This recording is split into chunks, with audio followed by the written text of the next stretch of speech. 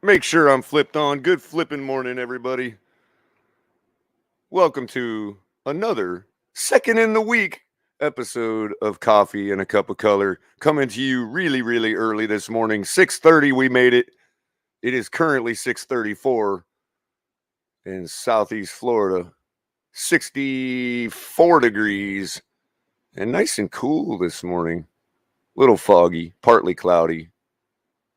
Great winter weather. Almost winter weather. Well, actually, you know what? Today's the 22nd. I do believe either yesterday or today would be the first day of winter. Shout out to all those that celebrate the winter solstice.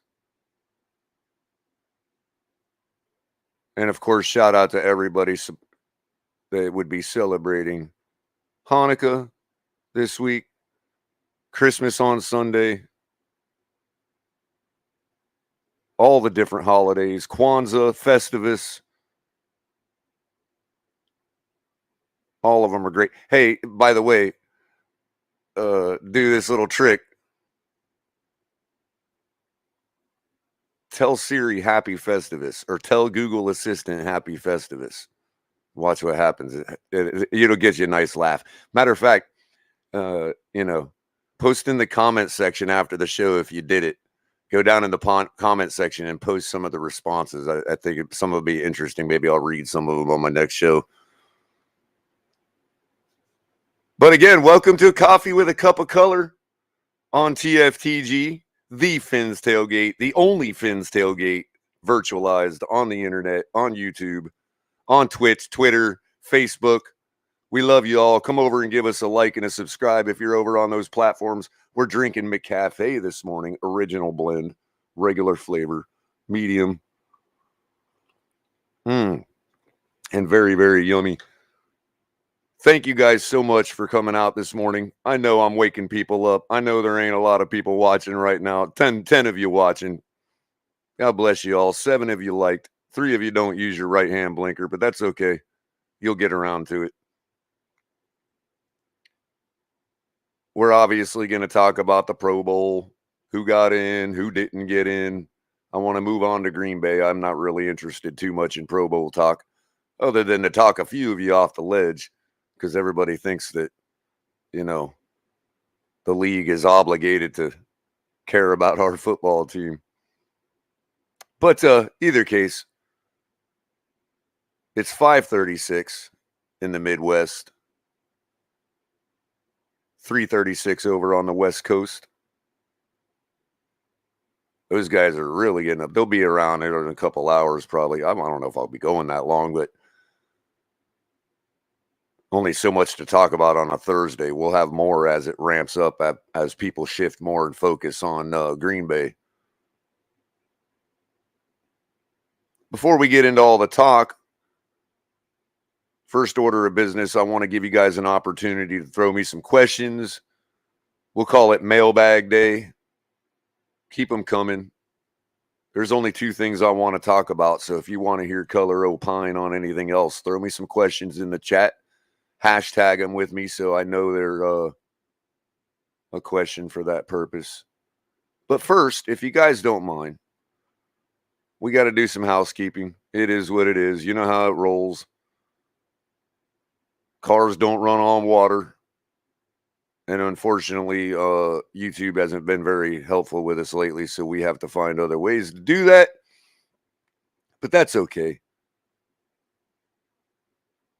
And, for those of you who like to support, maybe you can't contribute as often with, talk or chat or whatever. But there's plenty of people out there that like to support, that have extra ability to support monetarily with dollars and cents. And sometimes they just don't know how to do that. So, you can hit us up on Cash App, $ the Fins Tailgate, Venmo the Fins Tailgate, if you'd like to support the Fins Tailgate and all of its great content, which can be found most nights with El Capitan. If it's not most nights, it's going to be the Rabid Dolphin with Lewis. We're still onboarding him. He's still coming in as much as he can on his schedule to contribute to every one of our shows. Thank you to Lewis and the Rabid Dolphin, always foaming at the mouth for our Fins. You got me. If I'm going to be on late night with color commentary, it's going to be Tuesday or Thursday, depending on how decent the football game is for Thursday night. But I am really trying to focus on getting Coffee and a Cup of Color going for you every single morning at 6 o'clock. If I can't do every morning, it's every other morning. If I feel crippled at 6 o'clock in the morning, it might be 8 o'clock or 8:30, but I'm going to bring you something every morning. We're going to have a cup of coffee together. You got Dolphins Debrief with DTA. He's been getting his shows going on. He's got 3 in the bag, and they've all been good returns. You guys have been showing support for DTA, and he absolutely appreciates it. Holding down the fort over on the West Coast, Northwest Coast. Travis Wingfield country. Tonk country. We're still trying to get Tonk back on too, but we'll figure that out soon enough. Then, of course, you got Ali with Late Night Exhale on Saturday nights, bringing the hype for Sunday football. As the flexes come in, things change. if he goes to the game, he's going to go to bed early, so he's going to start the show earlier, around 9:30. But every other Saturday is usually 10 o'clock, going into the wee hours of the night, letting everybody get their breath out. And he does a great job with that. We're trying to look at, I don't know if El Capitan knows it yet because we haven't had a chance to talk to him yet, but he's probably listening right now. So I needed to update you, Capitan, that Ali had asked me yesterday if it would be kosher for him to do his show tonight. So you may get another night off if you need it. So look for Late Night Exhale tonight with Ali, and make sure you're hitting that notification bell. If you haven't subscribed, then you're going to miss it if he decides to do that. And of course, if you want to tip your boy Culler alone, aside from the show, if you want to personally tip me, you can go to buymeacoffee.com/colorcom. And for as little as $2, you can buy your boy Culler a cup of coffee. A few people already have. Shout out to them. John, who's also out in the Pacific Northwest. Thank you very much. New Attitude, thank you. And our two Bills fans, Michael K. and Maston Park, two of our Bills fans, were the first two to buy Culler a cup of coffee. Y'all got to show them up, Fins fans. Come on. Yeah, I'm egregiously making it a contest between Fins fans and Buffaloes fans, but they did it, not me. They laid down the gauntlet. So y'all got to get over there, buymeacoffee.com/colorcom, which looks like that. And you can also go to Patreon now if you want to become a more regular supporter and member of the Fins Tailgate. We're running our memberships through there probably indefinitely. I mean, we'll have to see. But that's a way you can regularly support the Fins Tailgate. And we will be providing some exclusive content and other stuff. We'll just call it stuff for right now to people that decide to join the Finmilia, we like to call it. So appreciate all those who decide to donate with dollars and cents. We appreciate it.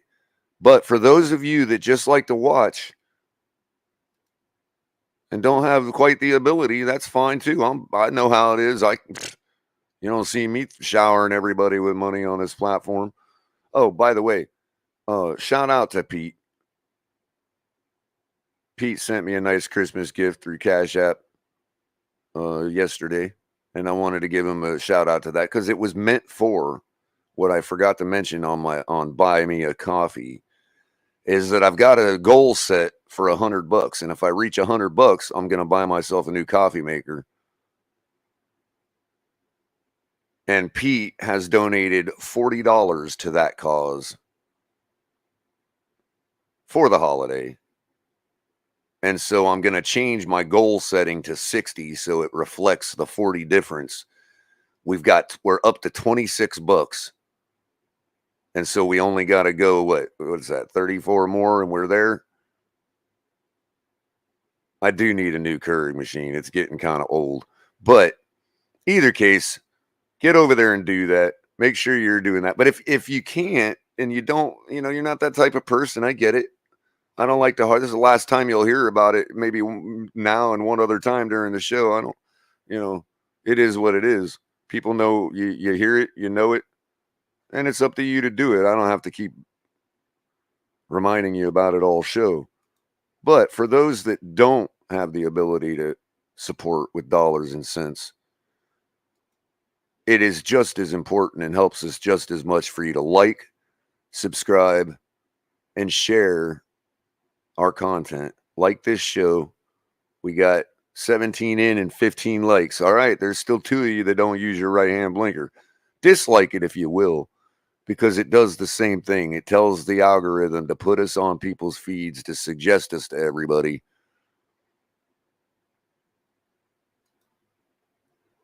And it helps out. Sharing helps get people in the chat, more in the chat for you to talk to. I mean, there's 17 right now.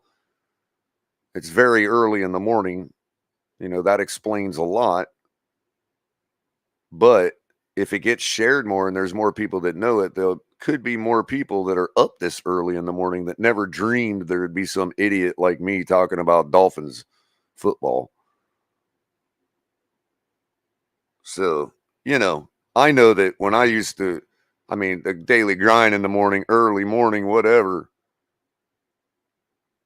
there's been times where I'd be on a 2-hour drive home after being up all night servicing satellite dishes in the brutal cold. And it's like, Audible book or, man, there's some guy like me yakking about my football team. So share it out so people know that. That's what the point of it is. Sharing is a thing we do to support and all that, but it also does serve a purpose. And of course, as I said, if you're over on Twitch, Twitter, Facebook,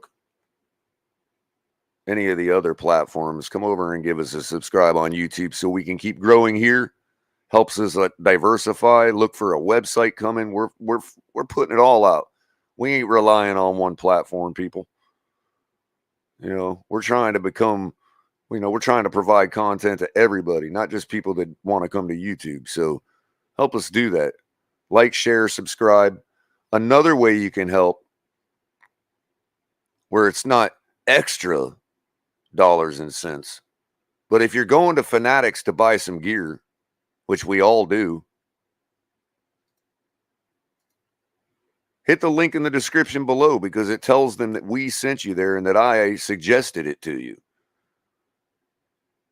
And they like that when we suggest people go to their site to buy their gear. You can get all your gear for NFL, NBA, MLB, NHL, MLS,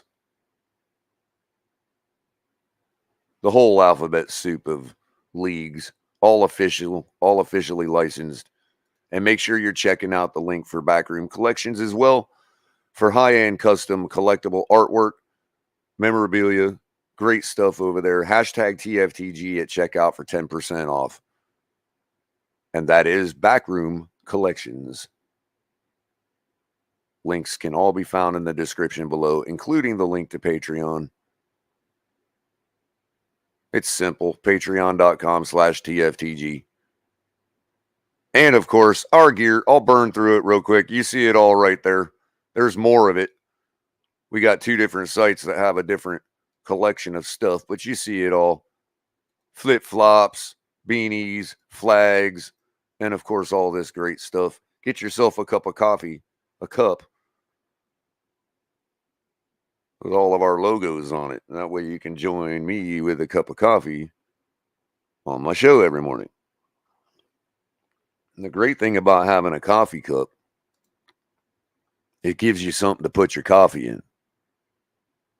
So get yourself a TFTG coffee mug with all of our logos on it. You still got a chance to get it with Tonk's logo on it, but we got to make sure he gets his cut out of that. So some of those things might be adjusting as we bring more people on. We got DTA now, Dolphins debrief. We got the rabid Dolphin, Lewis. We got other people coming soon. 2 more people. Well, at least 1 more confirmed that will be joining the TFTG team officially. So make sure you're hitting the notification bell in case somebody goes live that you didn't expect to go live or premieres some show that you didn't expect.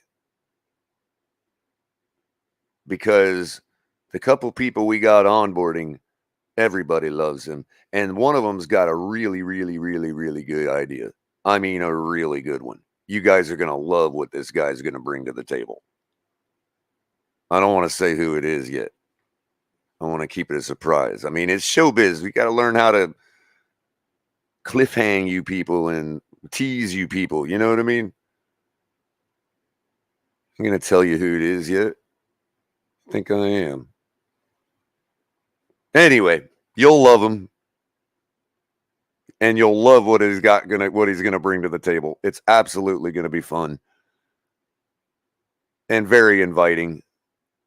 And so Keep checking us out. Like, subscribe, share, hit that notification bell so you know when we go live. Keep listening. Tell everybody we're going. We're up to 21 people now, guys. It's 6:50. It'll grow a little more as people wake up and realize Culler's yakking it through his microphone again. You know how it goes. Anyway, so I guess I think one more bit of house cleaning to do. Let's see. Yeah, because we don't have a zillion people here, so I can probably cover you all. First in the chat this morning, Fins Up 74. How's it going? Good to see you. And of course, Roach with the I Believe podcast. Y'all love him. Tell him you want to see more content. More UFO talk. Oh, and this guy Culler commentary in chat. Sorry, that's me. Dolphin Don, how you doing? Sheba Army Brat, how's it going? John Featherland. Will Zone, how you doing, Will Zone? Ace of Spades, thank you, Ace of Spades. You're always showing up everywhere all the time, contributing like you do. God Soldier, how you doing? Jay Hurd, Ronnie N, Cap for Life. There you are, buddy. Might just DTA is in chat. What are you doing, DTA? You need to go to bed, DTA. Dang, man, get some sleep. How the heck we gonna, man? You gotta get, man. Everybody tell DTA to go to bed. Tuck him in. He's got to be needing some sleep now. It's like what? What did I say it was? 3:51 out there. Man, that's what I do that, and that's why I don't do a coffee with a cup of color show because I'm always up that late. Shame on me. How you doing, little Sebastian? I see you. And that'll about round it up for everybody that's here right about now. As they come in, we'll say hi. And if we forget, then hi, everybody that hasn't come in yet. So, you know, I said hi to you. I personally singled you all out. Those who have not come in yet. Thank you very much, little Sebastian. I appreciate that. So I guess we could probably get started with the talk. You saw the title. Nods-n-Nubs. Nubs is short for snubs. Xavier Howard in the Pro Bowl. What do y'all think about that? Ridiculous or what?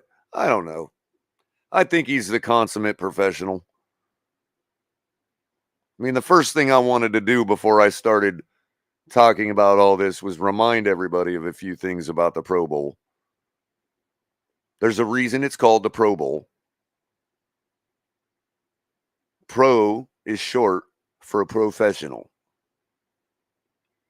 And so while we as fans who never had a voice in the matter have gotten a recent voice, which may be a third or maybe not, we don't know, because usually there's something, they use something called a weighted average. And each component, a lot of times, has a certain weighted average. And it's not necessarily, even if 100% of the people voted for a certain person, it may account for 10% of the actual total. Could be more. I don't know what it is. I don't have the NFL's paperwork on how they, how they make their weighted averages and how they gauge those. So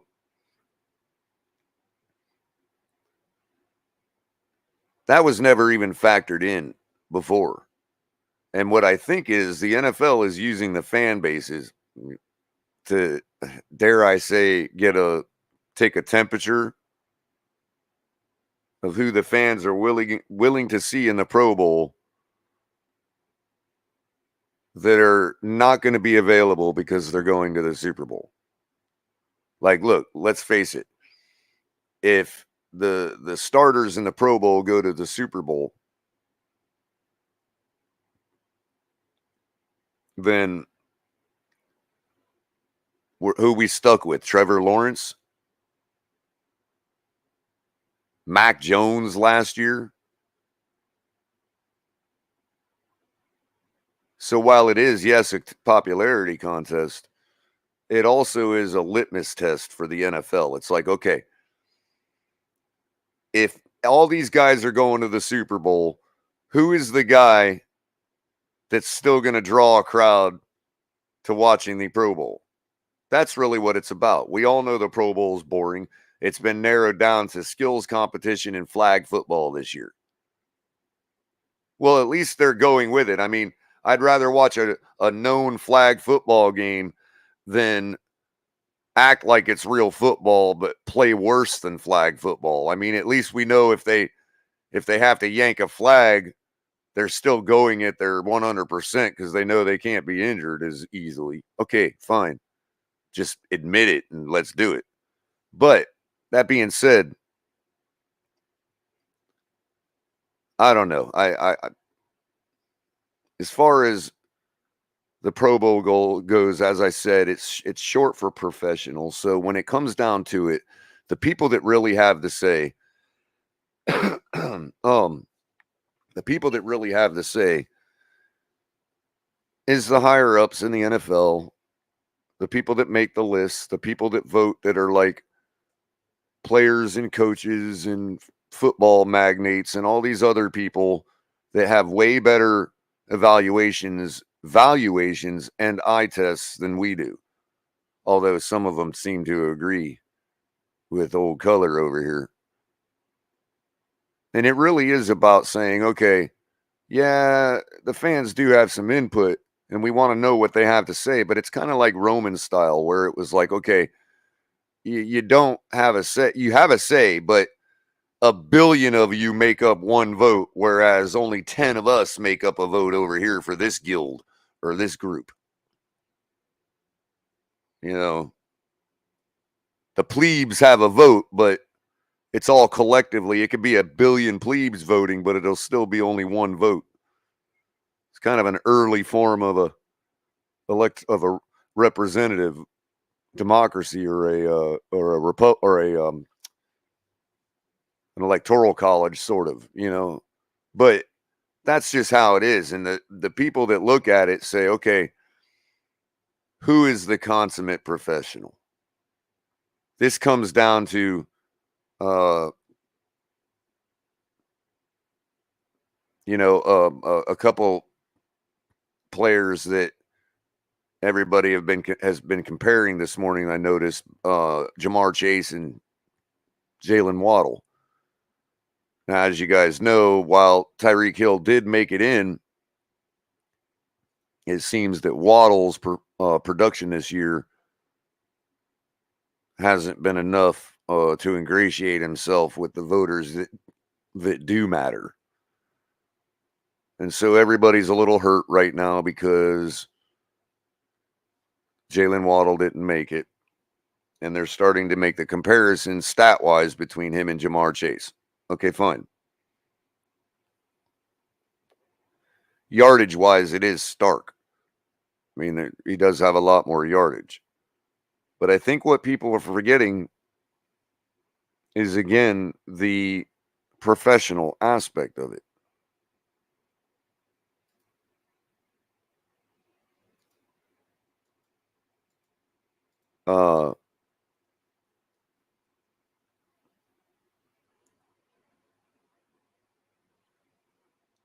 Did Jamar Chase drop a key or fumble in a key situation that had he not fumbled, we could probably have an extra win? Did Jamar Chase crumble and fall into the bushes and go nowhere, Homer Simpson style, when Tua was out for 3 games? Good morning, Lewis. How you doing? The rabid Dolphin himself. Everybody say hi to Lewis. Dolphin JK, how you doing?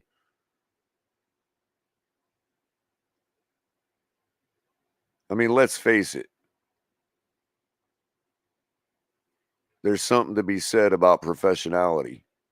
And I'm not trying to call Jalen Waddle out for lack of it. I'm just saying it's possible that someone has more. And we don't think of those things because we're not the ones voting on those terms. The NFL and everybody outside the Miami Dolphins fan base, and I'm going to say this, and it's going to hurt. People are going to think I'm hating on my team. But I'm already taking a big hit today talking about the Pro Bowl issue in the first place, because I think overall, I'm going to bring it up here in a second, but I think overall it is a great reflection of the talent across the league this year. I think the Pro Bowl was spot on, to be honest with you.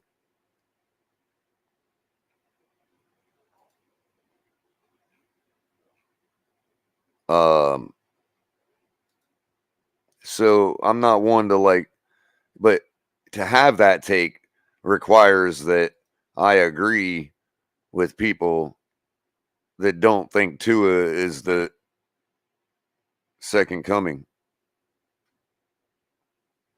You know what I mean? So that puts me at odds with some people in our fan base, but that's okay. I've been at odds with people in our fan base all off season, all season long.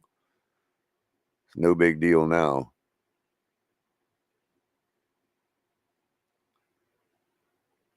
I just wanted to check one thing regarding the comparison between these two receivers.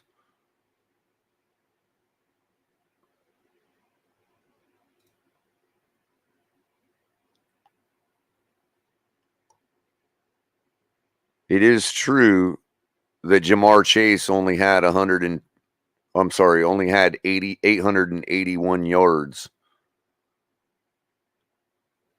And Jalen Waddle had 1,117. I saw, the reason I bring this up, yardage up, is because I saw a tweet this morning. First thing out of the gate on my Twitter page was a meme that showed a comparison between Jalen Waddle's yard stats and Jamar Chase's.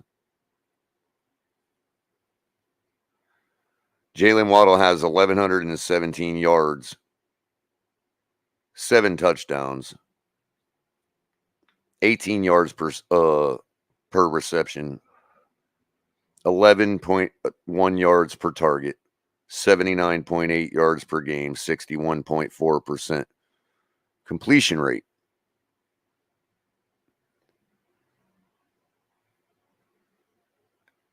Jamar Chase's completion rate is 64.5%. 881 yards, 12.4 yards per catch, 8 yards per target, 8 touchdowns, and 881 yards. And they put that up there. Oh, and his yards per game is 88.1. That's almost 10 yards more than Jalen Waddle. And they put those stats up and compare each other, and everybody says, oh, wow, look. He's got 1,117 yards. He's got 18 yards per reception. Only 1 less touchdown. They failed to put up his yards per game. They failed to put up his completion rate comparison. And what I'm seeing now is, and this is why I checked, because I wasn't sure. We're looking both together right now and finding this out. So Culler don't look like he's sat up all night trying to find a way to hate on Jalen Waddle. Jalen Waddle has started and played in 14 games. Jamar Chase has started and played in 10 this season. Let me repeat that. Jamar Chase has played 4 less games than Jalen Waddle.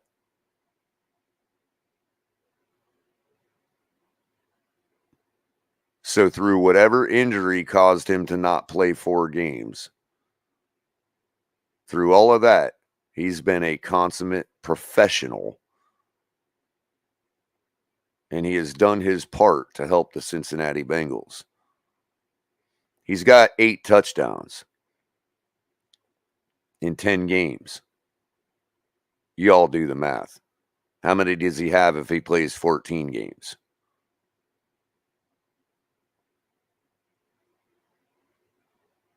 He's got 881 yards. How many yards if he plays 14 games? Pretty sure that would take him over 1,117. TD on location says Cincinnati has a better quarterback. Maybe.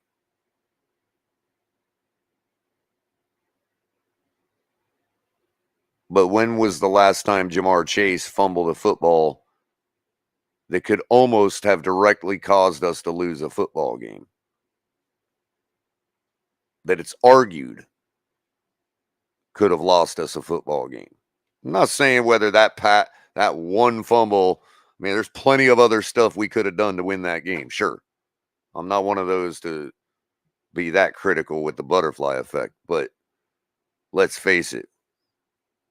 We had momentum. We were marching down the field. We were going to go into score on that play, on that drive, until that fumble happened. And I suspect that the reason, and again, when I say Jamar Chase didn't fall back into the bushes like Homer Simpson for 3 games because his quarterback was injured, the stats are bearing it out. I mean, look, if you take away, I mean, he played 4 extra games. 3 of those, he was a ghost.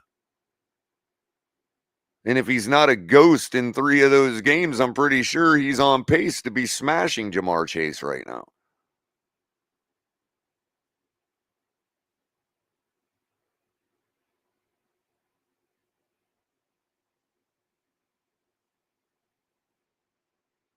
I mean, it is what it is.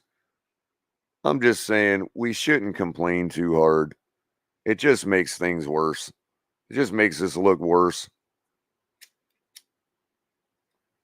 It's like our friend TD said yesterday, there are a lot of players in the league at every position.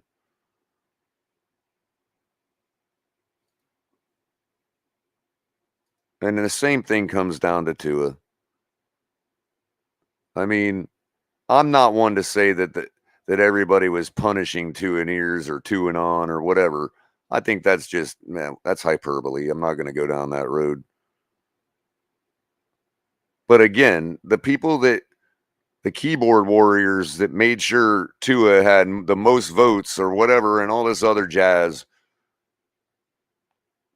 those people have to realize that the rest of the league is not obligated to care about Tua the way they do. They're just not.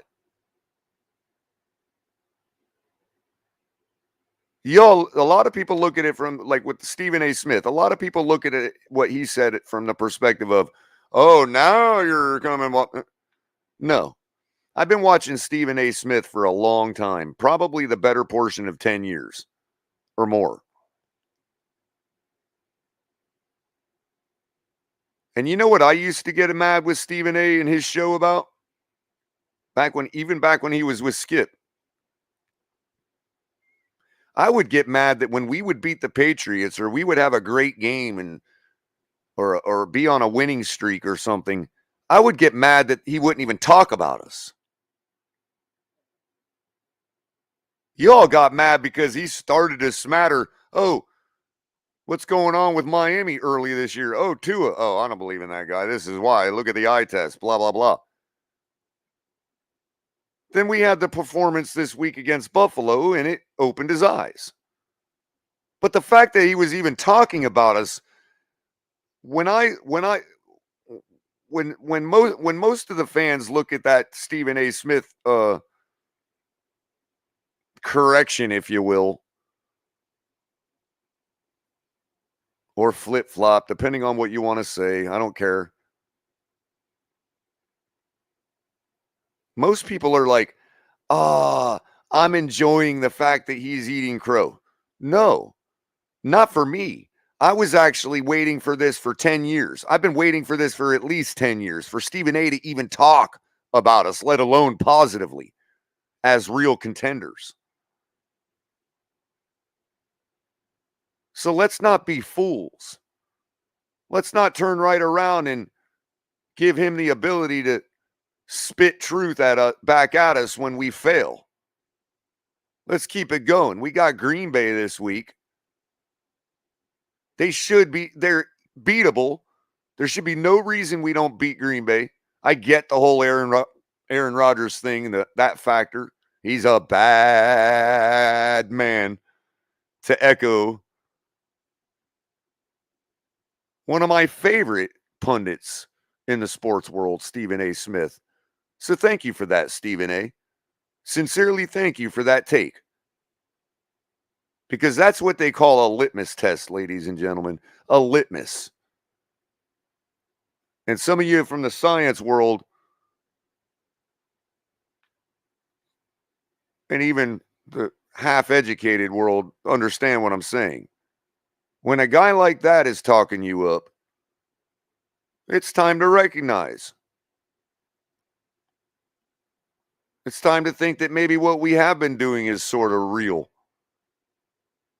Despite the deficiencies of the flaws of our quarterback or any other player on our team, we're 8-6. We're on a 3-game slide. We've been on a 3-game slide before this season, and we recovered with a 5-game winning streak. You could argue some of those teams were inferior. I could argue some of them weren't as inferior as people think.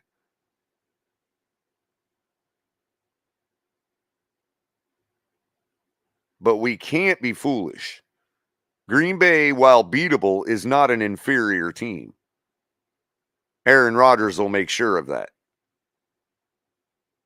The New England Patriots do not have an inferior defense. I would argue their defense is just as good as the San Francisco 49ers. And I'd be making a good argument. The Jets likewise, at the point of attack, the Jets likewise have that type of defense. So let's not kid ourselves. We can win 3 in a row. We can remind everybody why we do outclass those other teams. We are 8-6. They are not.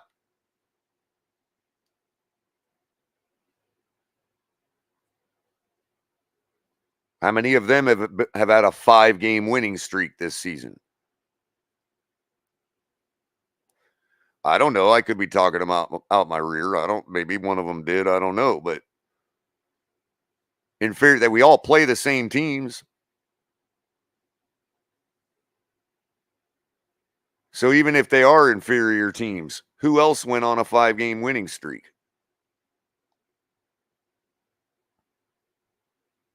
And I could argue, had our quarterback not got injured, which is our fault, don't get me wrong. Like as far as why we didn't win without him. Well, we could have very well been on a lot longer than a 5-game winning streak. It's very possible. I'm not saying I believe it. I'm just saying it's very possible. It's not one of those things where you're like, oh, don't put your money on that. No, we could have very well been on a 6, 7, 8-game winning streak.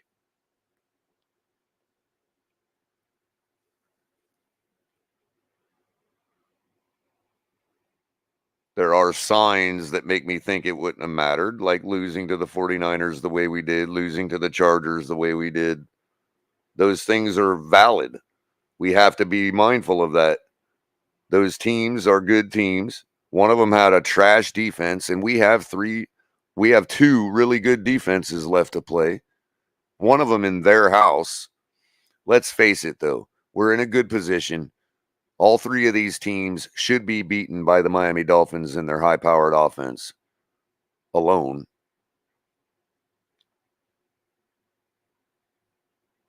Even if we hold all 3 of these teams to 24 points per game, which is our average this season, I don't see any reason why we can't be able to put up 25 points on each of these teams and win all these ball games. Other than lack of execution. I think people confuse what I said about, hey, if we played at the level we played Sunday night, we should blow right through Green Bay. People confuse what I said.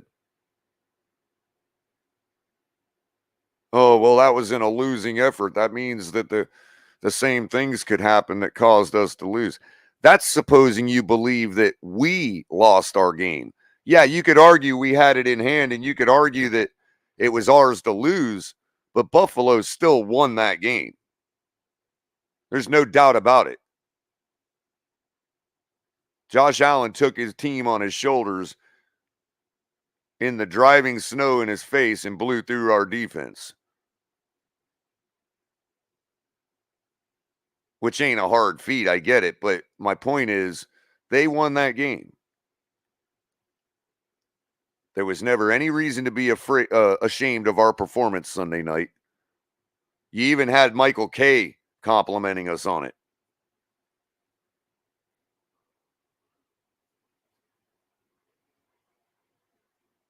And that performance should roll through the Green Bay Packers.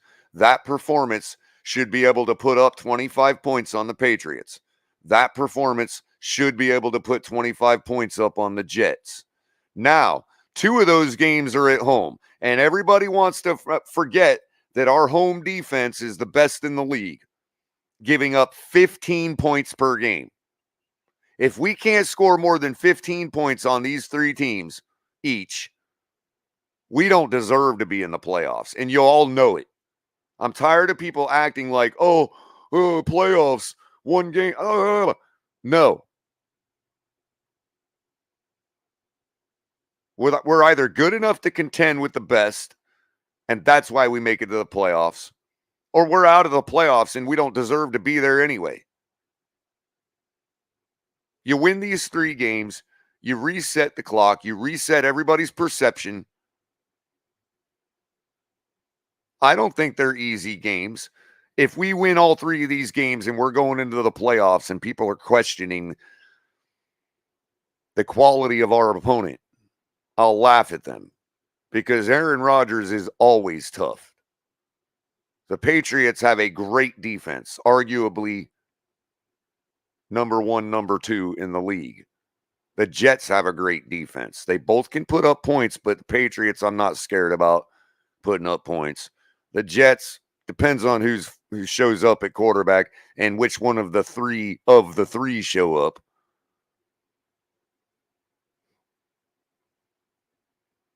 Because all 3 of them have like 3 personalities each.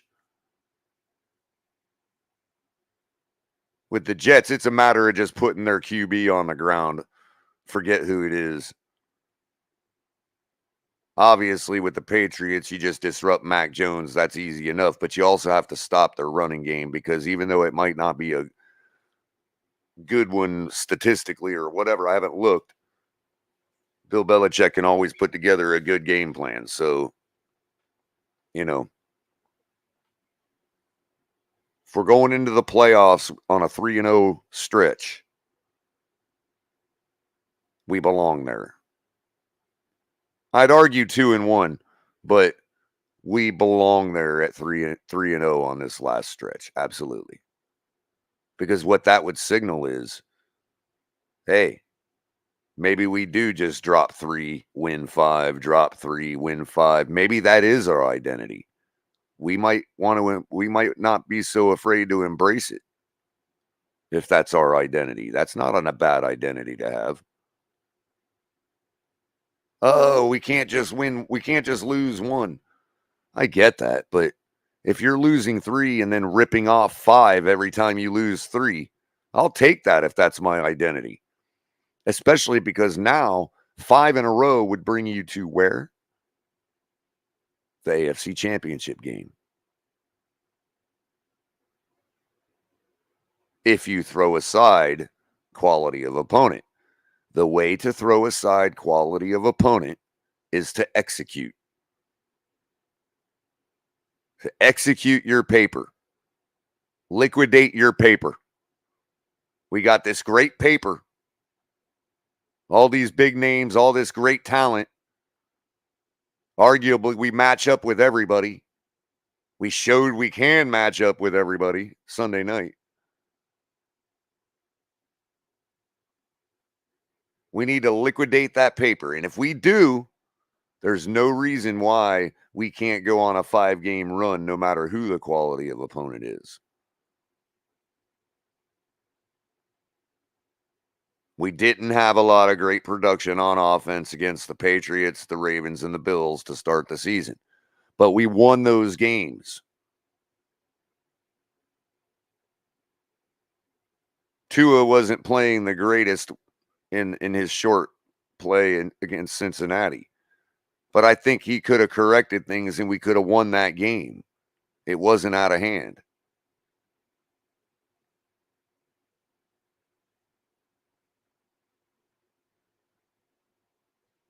We can never know. But he showed we could make some corrections against Baltimore.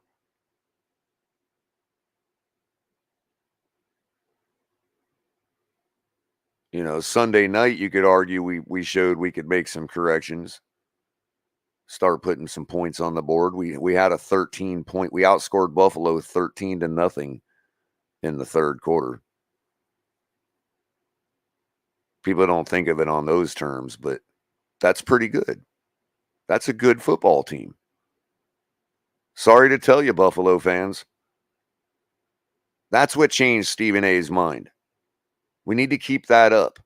How you doing, Daddy Dean? Hope everything's well with your son, if I'm correct, if I remember correctly. Joseph Whalen, how you doing? Michael K, as always. I think I saw somebody else come in. Trey, how you doing, Trey? Of course, TD on location. Danny Johnson. Appreciate you guys coming in. We got 31 people watching. Everybody hit the like button. 29 likes. Not bad, guys. Bang, the ratio is good. That's right where we want to be. Get us a couple more likes to match the people watching, and we'll be good. Got a couple likes over on Facebook, too. Appreciate you guys over there. Twitch, Twitter, Facebook, all of the other platforms. Head over and give us a subscribe on YouTube. Let us know you truly love, because we are trying to grow there, get it up on there. Everything will float after that. So appreciate y'all.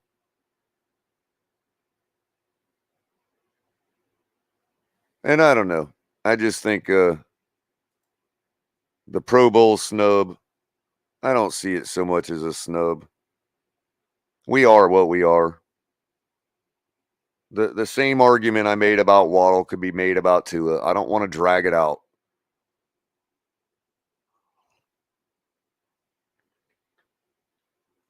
The three guys that are ahead of Tua on the list, and let's go ahead and do that. I'm going to go ahead and bring up the list. Probably need to zoom in on it. Give me a second.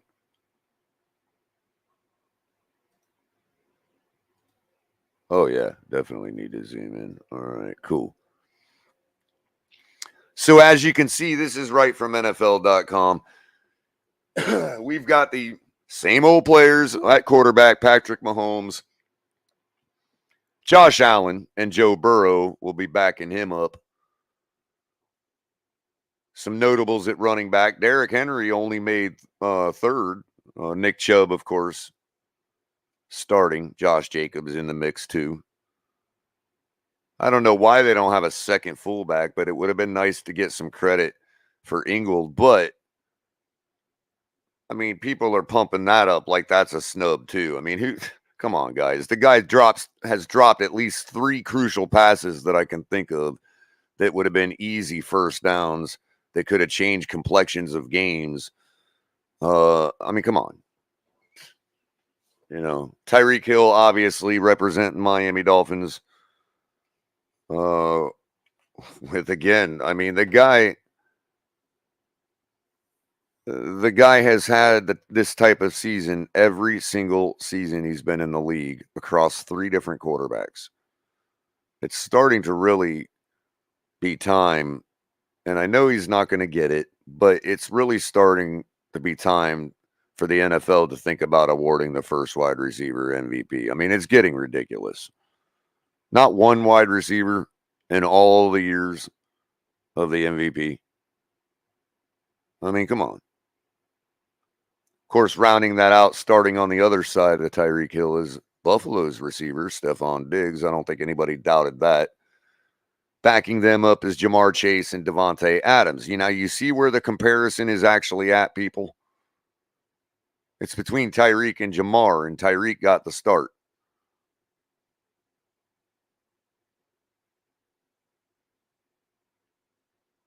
There's you can only divvy up the football so many ways. Now, if you want to argue that Waddle is a better wide receiver to be in position as a third or fourth wide receiver over Jamar, then yeah. But until Waddle challenges his own teammate for number one, how can he challenge Jamar Chase for a spot? I mean, it just is what it is.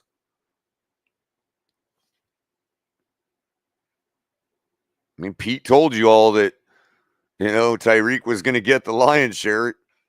He wasn't wrong. He wasn't wrong for making the take. Of course, Travis Kelce and Mark Andrews, who else is there? We don't even use our tight ends anymore for some odd reason. We could have won at least 2 more ball games if we got our tight ends involved more this season, but I digress. Laramie Tunzel, Teron Armstead, and Orlando Brown, offensive tackles. Not bad. You could argue a couple other guys, but I don't think any one of us watches other people's offensive lines so deeply that we can make a real argument. Offensive guard.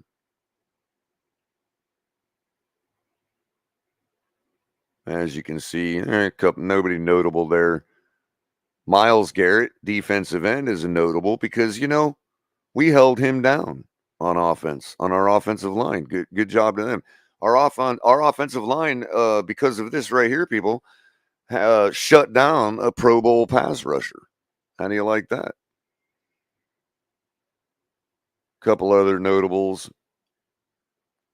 I would have liked to see I think Jalen Phillips probably needed to have a few more sacks at this point of the season to get the nod. I can see why he didn't. Good morning, Miss Finns. How you doing?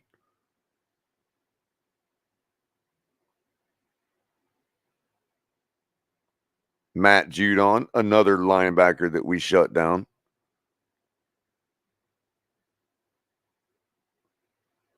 Khalil Mack. I don't recall the Chargers having 1 billion sacks on us. Shut him down too. Now here's where everybody's a little panties in a wad. But he's talking about Holland getting snubbed. Consummate professional. Remember, that's what I said, ladies and gentlemen. Pro Bowl. Professional bowl. Professionals don't chide their own fan base. Enough said. As far as Xavier Howard goes,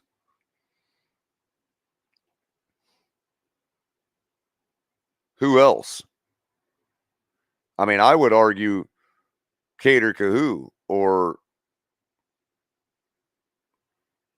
somebody like that. But I'm not going to complain. Xavier Howard's a consummate professional. The guy has spent the last 3 years, arguably longer, waiting to exhale, waiting for an offense that would complement their performance on defense. And this year has taken more heat than ever. Partly his fault. He probably will tell you that he's underperformed to his standards.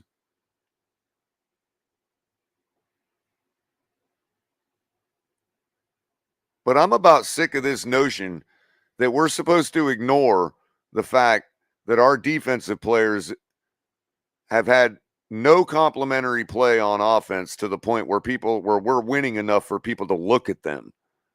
And finally, the powers that be corrected that.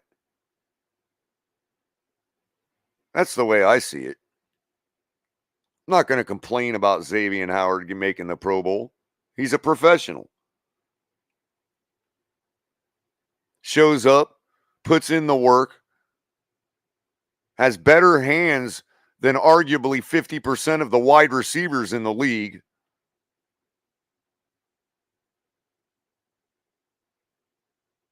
I'd put Xavier Howard in the Pro Bowl just based on his training footage.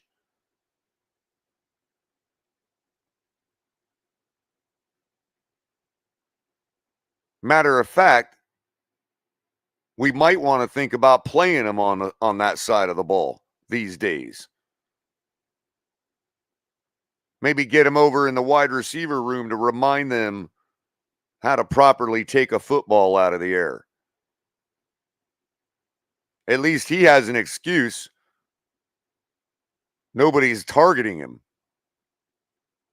I mean, yeah, I don't mean not targeting him as a DB. Nobody's targeting him as a wide receiver.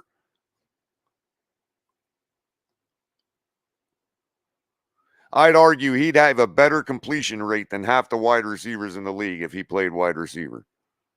He ain't one of these chump DBs, typical DBs that are DBs because they couldn't catch the football. No, he understands how to properly catch a football. Bet that. And if you want any proof of it, just watch his head when he catches the ball. Minka gets the free safety nod. Okay. Obviously, Jordan Poyer, who missed some time this year, probably why he didn't get the start. And of course, that's Derwin James. I'm not going to get into the rest. Morstead, you could argue, probably could have got a nod for punter. He's put us in some really good situations this year. But overall, who can really argue with that?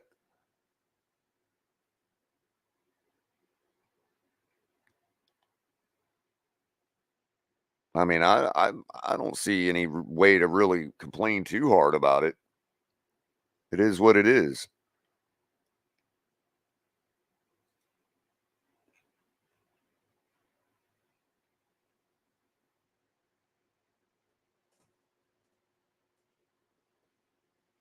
So everybody, if you need some gear from Fanatics, hit the link in the description below.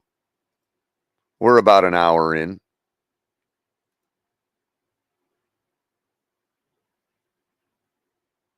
They're your favorite. Everybody goes there. They get everything you need, officially licensed everything from all your favorite sports leagues. You also got backroom collections in which you could use hashtag TFTG for 10% off at checkout. And they deal in nice custom memorabilia and various forms of artwork. Get over there and talk to them. Let them know what you want. Stick hashtag TFGG in the checkout, in the promo code for your checkout. And also catch all of our great content coming at you just about every night when there's nobody else on. We'll be Capitan with the Fins Tailgate. Bringing you pregame, postgame action, panels on Sunday. Open mic style, usually after the game. Bringing you a tailgate as much as we can. You got the rabid Dolphin Lewis always popping in. Myself focusing on coffee with a cup of Culler every morning at 6 a.m. and going as long as I can go, as long as I got something to talk about. DTA, King DTA, who's in chat right now, say hi to him. Should be in bed. He'll be going later today, he says. And you can catch him with the Dolphins debrief. And of course, Ali with Late Night Exhale. Coming at you on Saturday nights, bringing the hype for the game on Sundays. He wants to go tonight because obviously it's the holiday. Christmas is Sunday. And we all got various things to do with the family. And as such, he wanted to reschedule his show for tonight.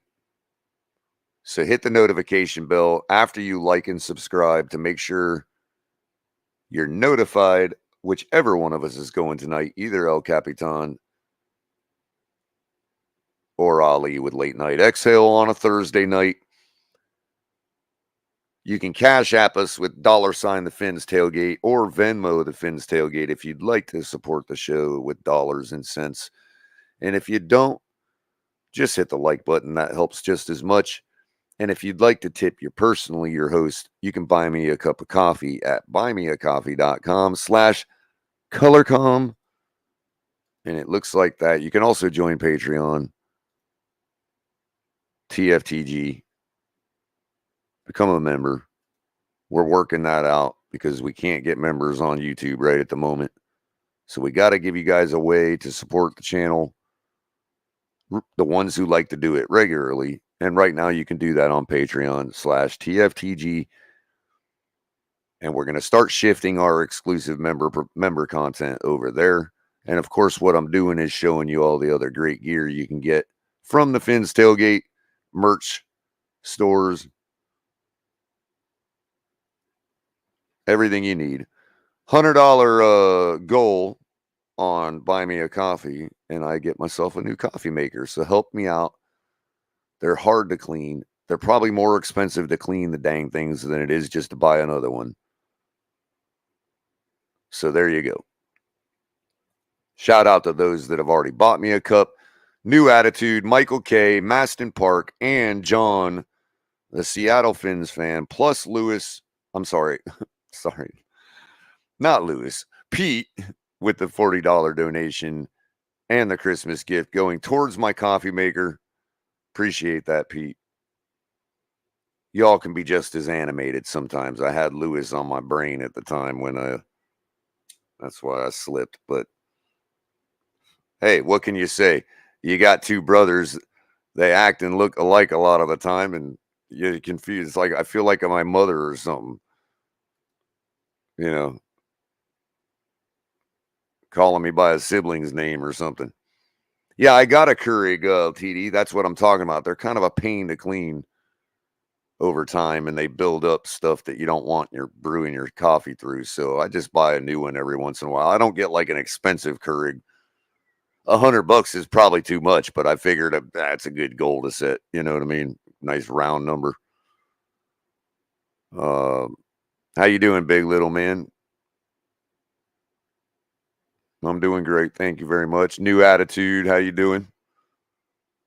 Personally, thank New Attitude again since you just showed up for the cup of coffee the other day. Appreciate that very much. Trying to remind these Buffalo fans that they can't own the day.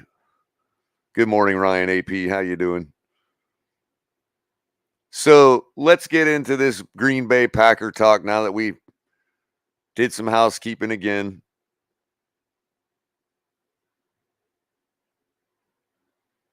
ESPN Analytics has us winning the ball game 58.6% of the time. One of the few times this year we've been on that side of the dial. And as bad as things looked or got in Chicago, we were never really below that mark during the game. If you follow that little thing during the football game, it's kind of interesting. It changes throughout the game.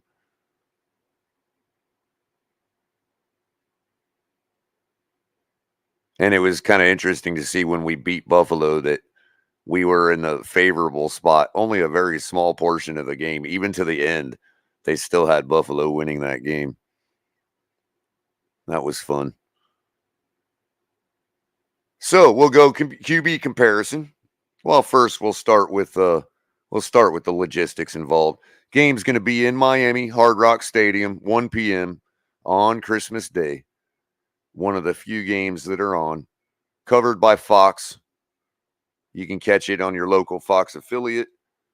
I'm guessing it'll have a national broadcast, being one of the few that are on Sunday. From beautiful Miami Gardens, Florida. Currently 65 degrees in Miami Gardens. Game time weather, however, shows afternoon temperatures on Sunday at 56 degrees. Cool, cloudy and cool with a brief shower or two. Wind out of the north at 9 miles an hour, gusts up to 17.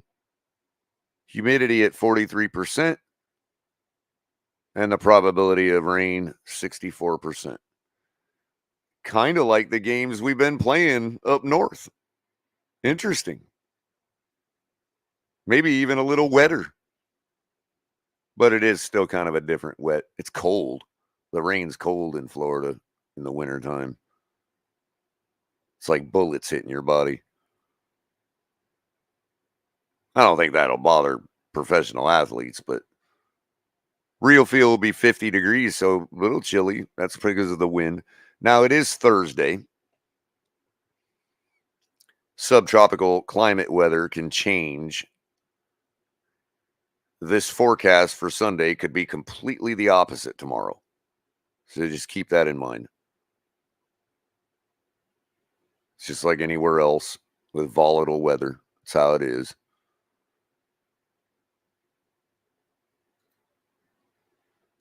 You know, if the front is a little late getting here, it'll be blue skies and sunshine until Monday morning or overnight Sunday or something. All it's got to do is be a couple hours late. Oh, yeah, I got you, DTA. Good morning, Shake Money. Pete, how you doing? Andrew Bailey. I see you guys. Kenna, how's it going? Uh-oh, the real crew showed up now. We're waking people up now. Kenna's here. How you doing, Kenna?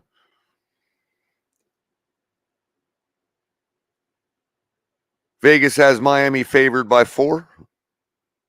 Over under on the game is kind of risen a little bit, 49.5. That's sort of high. Capacity in the stadium, 64,767. And I want to see all 64,767 of you there with color commentary, as I will be attending the game this weekend. Personal Christmas gift to myself. Well, actually, from Mom. Mom's Santa Claus this year. We're going to be in the upper deck, under the deck. You know, I thought about it too. I really should have bought Sunside tickets for this game, because you kind of need that sun in that little 50, 55 degree weather. Ugh, gross.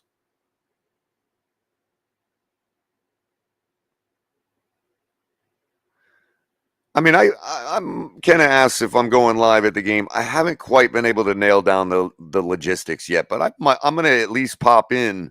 I've been at least able to pop in to El Capitan's pregame, you know, and a little post game on the drive home. I mean, yeah, I can. If you're requesting it, I can certainly do something. Make sure it's Christmas. Maybe, yeah, I'll get there a little early and say hi to everybody. Show you the sights and sounds inside the stadium. Maybe we'll do something like that. That sounds like a good plan. Show you everybody wearing their Santa hats. TD should be dressed up like Santa Claus, and that is TD the mascot, not TD Finstock. But I don't know. Maybe TD might be dressed up like Santa. I don't know what he's got planned, but I know TD the mascot on the field will probably have a Santa outfit on or something. Mom's bringing her binoculars. Oh, Kenna, if you're gonna be there, just hit me, find me. Oh, we gotta, hit me up, find me somewhere. I probably will stop by East 12 to chop it up with them guys for a second. That's one place you can find me, if the timing's right. Um, Otherwise, you can look for this orange hat walking around the promenade various times of the game. Oh, you're in Indianapolis? All right. Oh, man, Indianapolis, huh? Driving is kind of there too when it gets snowy. Not quite as bad as other places, but that's a crazy place to drive. Like everywhere is an interstate until you drive right up to your destination. Like it's almost like there's no side roads in Indy. You go to a McDonald's, and it's like right off the interstate. You know, it's crazy, and everybody's doing 110 miles an hour. It works good though because there's not really any clog. Their streets weren't really clogged, so credit to them for that. But God, it was crazy to drive there, man. Maybe it's in the water. I don't know. Being Daytona, being Indy 500 area. So God Soldier has a question. Tua has a 4-year rookie contract, and I don't see us getting better after everyone contract ends near each other, or am I missing something? I mean, I think we still have a lot of football left this season to find out some of those questions, God Soldier. I'm not sure the question has been completely answered yet. I think certain parts of it have. I think quantities are starting to be answered. Let's say in a hypothetical, if yes, we do go long term, yes, we do pick up the 5th year, yes, we do, run with Tua for a minute. Whether with good reason or not doesn't really matter. But I think a lot of the quantities, I think even in performances now, you see like Buffalo, where we see things from Tua we've been waiting for. I think that's helping to kind of dictate what kind of quantities we're talking about. You know what I mean? Are we talking about big time $300 million blah, blah, blah? Probably not. And I think Tua could probably win us the Super Bowl and not get up to those levels. And it's not a knock on Tua. I don't really care if my quarterback is good enough to get $350 million. I just care if he's good enough to win us a Super Bowl. The rest will come. He'll make his money. I'm not concerned about his pocketbook. But if you're talking about to express how good a guy is or not, then I don't know. I think, he's going to have to. I mean, you're right about one thing. We've got other players to sign, and they take money to sign them. Lots of money, some of them. There has been indications and signs, and I know I've joked about it or been hyperbolic about it when I talk about sabotage, from the respect of, hey, we can't have this guy looking too good, especially if it's not all on him. So there has been some questionable play calling this season. Again, taking the ball out of his hands at the wrong time, putting the ball in his hands at the wrong time, things like that. But then there's been cases where it's like they're propping him up, the questionable personnel decisions against the Jets with our backup quarterback. DTA asks, did you see we worked out 3 more offensive linemen on Tuesday? No, I didn't, but I'll look into that. Thank you, DTA. Give us a little info about that on your show later if you like. That'd be cool.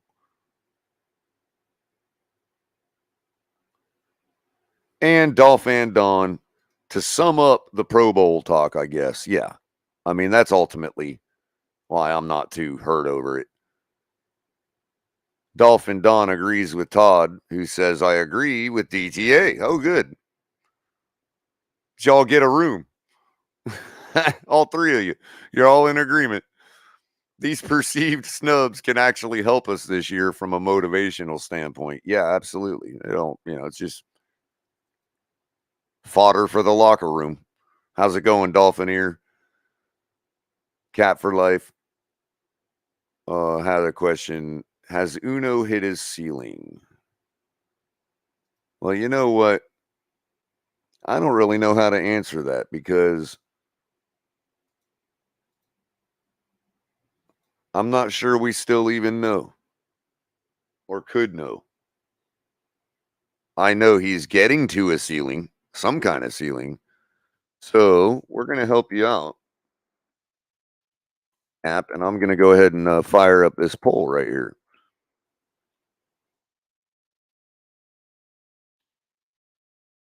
Just for you. We'll make it 3 answers. We'll come up with a funny one for the third answer. So we'll go yes, no, and maybe a glass ceiling. How about that? The third answer is maybe a glass ceiling for all those sarcastic people out there who want to be represented with an answer. So there you go. Polls started. Everybody vote. Help Cap for Life out decide whether Tua has hit his ceiling or not. Yes, no, or maybe a glass ceiling.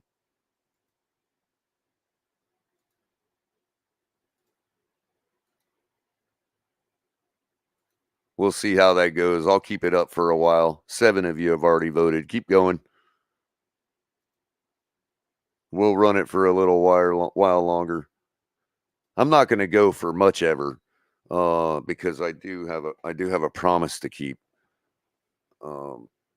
sometime between the 8 o'clock and 10 o'clock hour. But anyway, so a couple keys to the game. We'll do this rundown real quick.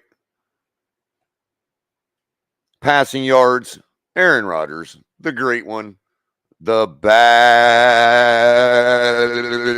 man. I had to change it up a little bit because I don't want Stephen A to copyright strike me or something. You know what I mean? So I had to change it up a little, give it a little, you know. So that bad man who was very bad to us the last time he came to Miami and very insulting to Dan Marino, if you ask me.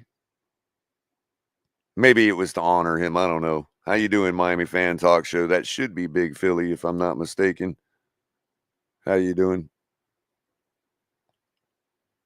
Aaron Rodgers, 294 on 453 attempts, 3,093 yards, 23 touchdowns, and 10 interceptions. Sort of looked like Josh Allen's numbers from last week.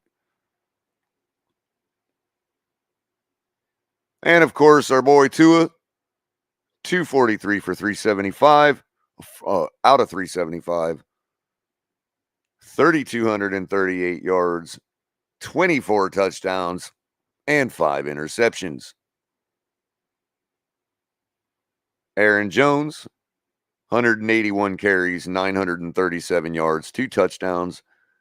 Raheem Mostert, 153 carries, much less, 30 less carries, 746 yards, 3 touchdowns. That's almost an equal performance. I'm kind of surprised to find this out a little bit, that Raheem Mostert is on the level of Aaron Jones. That's pretty decent.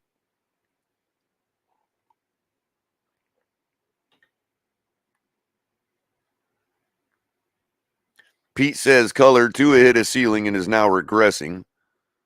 A spot starter like I said he is, pure backup at best. Fair opinion. A lot of people disagree. A lot of people agree. We'll see how the poll goes, Pete. That's a good one. I like it. Thanks for the question, Cap for Life. Mansa Chill says Tua going to bounce back Sunday. There's no question mark, so I won't take that as a question. But if it was a question, I would say bounce back. I don't think he had a really bad game Sunday, to be honest with you. He definitely left some stuff on the field. I mean, he left some meat on the bone. We saw that. But man, given all the circumstances, God, what a performance. And I really expect to see I bounce back, if you mean uh bouncing back another performance like he had Sunday. Yeah, I just firmly believe if we're playing at the level we played Sunday, especially on offensive line in our run game, I mean, we shouldn't have any problem taking care of business against Green Bay. Good morning, Larry L. How you doing? Everybody make sure you're checking out Larry L's content. I think he's got a show going today at 5. I want to if I'm not mistaken. And very knowledgeable about football, and his crowd is very knowledgeable too and fun to chat with. So make sure you're checking him out too over at FinFans panel with Larry L. Trucker Sean, good morning. Good to see you. Over in the wide receiver department, it's just not even close. Their top receiver, Lazard, 46 receptions, 627 yards, 5 touchdowns, while Tyreek Hill has 109 receptions for 1,529 yards and 7 touchdowns. And as you saw, our wide receiver 2 has also with 7 touchdowns and 1,100 and something yards. So it's just not even the same, people. It's just not even the same. Aaron Rodgers or not. Helps being at home. Yes, Mansa, it does. We should get it. We should, based on sample size, get a decent performance from our defense.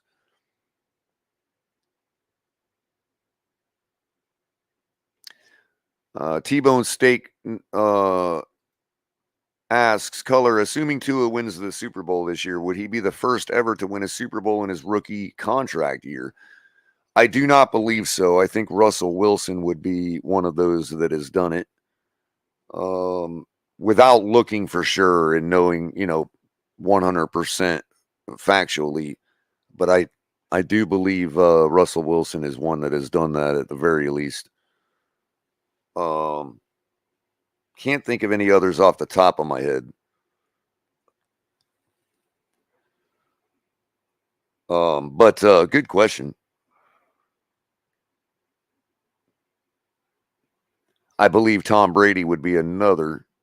Yeah, Brady. Yeah, I was going to say Delusional's chiming in right now. I would have said Tom Brady as well. Miss Finns is saying Ben Roethlisberger. That would also make sense. So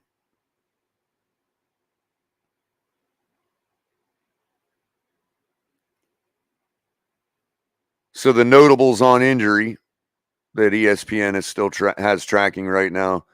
The Packers have their safety Rudy Ford questionable.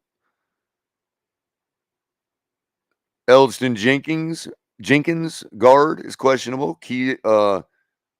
Keyshawn Nixon cornerback. Aaron Jones running back shows up questionable this week. We'll continue to monitor that one. And the new injury reports should be coming out after practice today. I'm still functioning on yesterday's injury report. And also Tipa Galei, linebacker. He's out on injured reserve. For the Dolphins, we got Jalen Phillips showing up on the report, questionable. Duke Riley at linebacker, also questionable. Durham Smythe. Jeff Wilson Jr. still on the questionable list.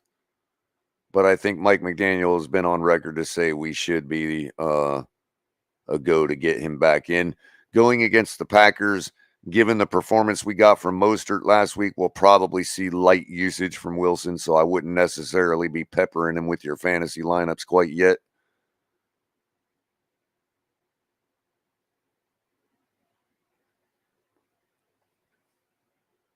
And then, of course, River Craycraft still on the list, questionable. Pete asks, is it possible Miami is using Tua as a bridge quarterback at the moment to build this team and plug a better QB in for sustainability once it's built? What you're referring to, Pete, is the Los Angeles Rams model. / Jared Goff / Matt Stafford model. I've been on record repeatedly saying that that is a plausible, very plausible possibility, albeit that's going to be up to Tua the rest of the way this season. I think Tua has still positioned himself enough this year to still have the last bit of football that we got this year to really prove himself out. As Mansa replies to the same question, Pete, possible, but we're signing Tua for 5 years once the season is done, with a cry laughing emoji. I don't know if that's meant to be sarcastic or not. But even if it sarcastic or not, it is a real possibility, and Tua has control of that these last 5 games. Or listen to me, these last 3 games. But what I think that at the very least, Mansa, if we are talking 5 years, like I said earlier, we're talking about, I'm getting a little bit of connection, a reporting issue on my end, Capitan. So good thing you just showed up, because you might have to carry me for a minute. But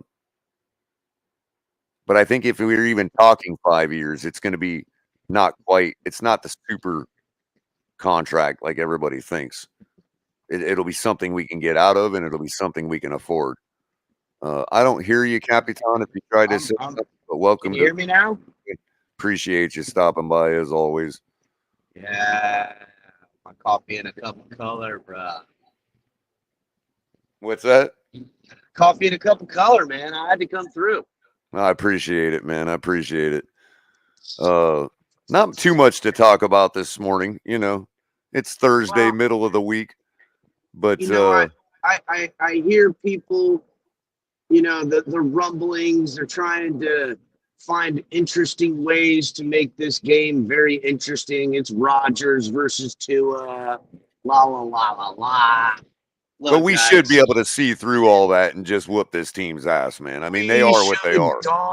We should dog walk these bastards on Christmas. It should be I don't want to call it a white Christmas because it's going to be in South Florida, so it won't be snowing. It should be it'll probably be rainy and nasty out during the game. That's what they're calling for at the moment. Kind of a on and off showers, not on and off heavy rain, but on and off showers and cold. Yeah. Typical like a Detroit autumn day. You know what I mean? Detroit autumn. That does concern me because we've seen Tua struggle in that type of element in the past, Tennessee game and stuff like that. But everyone's like, oh, the Packers are mathematically still in it, blah blah blah. Bro, the Packers are only mathematically still in it because the NFC sucks so bad. Okay? Exactly. That's it. Exactly. And they're like, oh, the Packers got a nice win. A nice win against who? The Super Bowl champs. I was just about to go over that. You put the seed in my brain. They suck, bro. The freaking LA Rams have completely lost all of that fight that they had last year. They're terrible right now. Well, man. They have had a couple notable wins, but they've also had a couple notable losses. And let's remind ourselves of this. The Lions still have a chance to get in the playoffs, and we beat them. So, this notion that because they have a chance to get in the playoffs, let them play us tough. That just means they don't have that. They're not one of these teams that have nothing to lose. They're not going to, you know what I mean? They're not going to run goofy stuff against us. The Packers defense is better than the Lions defense.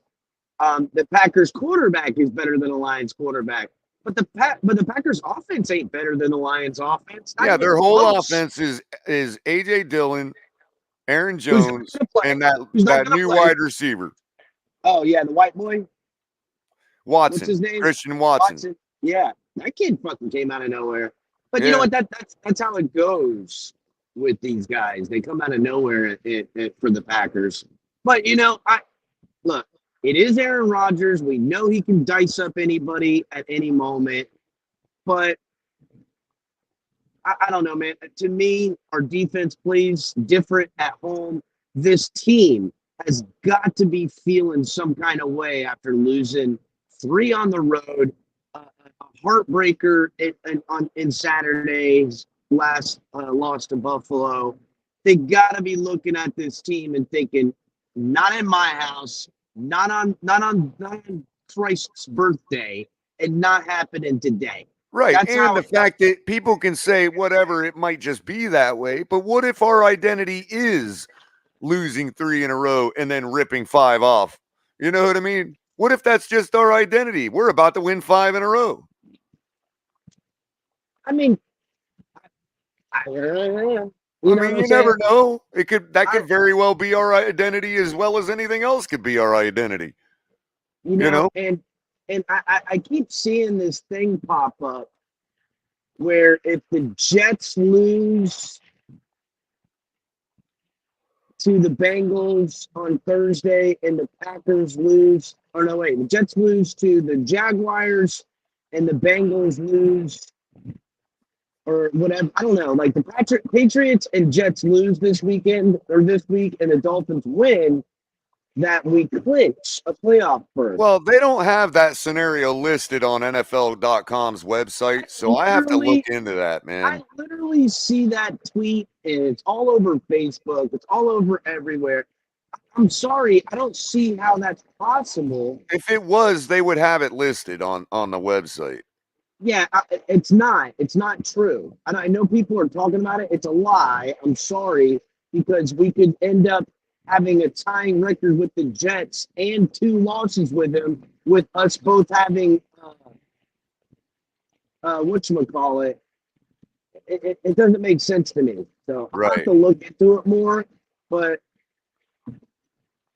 we need to handle our business at home. Yeah, and that's probably the ultimate answer to this question from T-Bone Steak. Culler, if Rodgers gets hurt and leaves the game, enter Jordan Love, he meant to say, to play with nothing on the line for Green Bay, but to evaluate him against this defense at home. So Is that a concern for you? Purdy reminder. I mean, I you'd like to think that, but again, we take care of business and it don't even matter. Purdy wasn't yeah, playing in Miami. personally, I would rather not see Love, I because wouldn't Love. either. I agree with T-Bone in that respect that I don't want to see the rookie or the young guy either because he shelled Well, I out don't the want to. last time he played. It's not just that. I don't want a mobile quarterback. Mobile Right, quarterbacks hurt us more than anything. right, right. So Now, that'll be it. That we find ourselves with Rodgers out and Jordan Love comes in, no game plan ready for him, and he's a mobile quarterback. Now we're in a friggin' dogfight. right, right. Now, some notable wins. I'm struggling, but they did beat Dallas in overtime When? in Green Bay, When? November 13th. Then they All right. followed that up. I They was with followed Dallas that up last with a week. loss to Tennessee. So that Dallas game was their Super Bowl. Yeah. Listen, they've beaten NFC teams. What AFC team have they beaten worth a damn? They have beaten New England. Okay, that ain't impressing anybody And that's anymore. it. Okay, then there you go. What They other lost to AFC the teams Jets have and they they beat? lost to the Bills. Yep, and now they're going to lose to the Dolphins. The Bills beat them 27-17. Which just game want against the Bills this year for us has it been that much of a disparity? I just want to point something out to Dolphins fans for the first time in a long time. When a team beats the Miami Dolphins, their fan base feels invigorated. Their team does. It's the opposite of what it used to be. People would look at the Dolphins and put that as a W. Now, when they beat the Dolphins, it's what they put their hang their hat on. They're The like, oh man, Giants, we're a good football team. We beat the Miami Dolphins. the Giants put up 27 points on them and beat them when they were 3-2. When Yeah, the the when the Giants Packers were 3-2 derailed and their their entire season. season was still ahead of them. Yeah, the Giants derailed their whole deal. They lost 1, 2, 3, 4, 5 in a row when they lost to the Giants. They proceeded to lose 5 in a row. Gee, what a skid. Then they beat Dallas, lost to Tennessee, lost to Philadelphia, who put a 40-burger up on them, and then won in Chicago and L.A. and versus L.A. Chicago didn't have Fields that game, if memory serves me right. Well, remember also, Aaron Rodgers owns Chicago. They beat him. They swept him this year. They always sweep Yeah, him. I don't think Chicago's beaten Aaron Rodgers since he's played with him.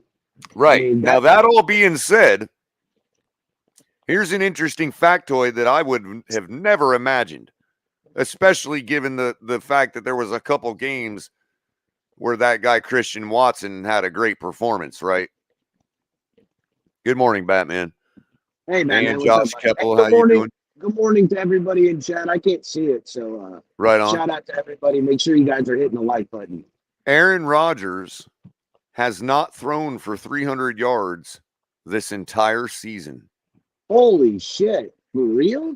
The closest he came was Detroit with 291. Wow. The closest before that was New England with 251. Wow. So that running style, they have really shoehorned that in with their coach. I can't given our home defense. What's their head coach's production? name? How I cannot imagine how this team can score more than 15 points against our defense. So it's painfully obvious, not too dissimilar to the Dolphins defense changing ideology, that the Packers offense is changing ideology.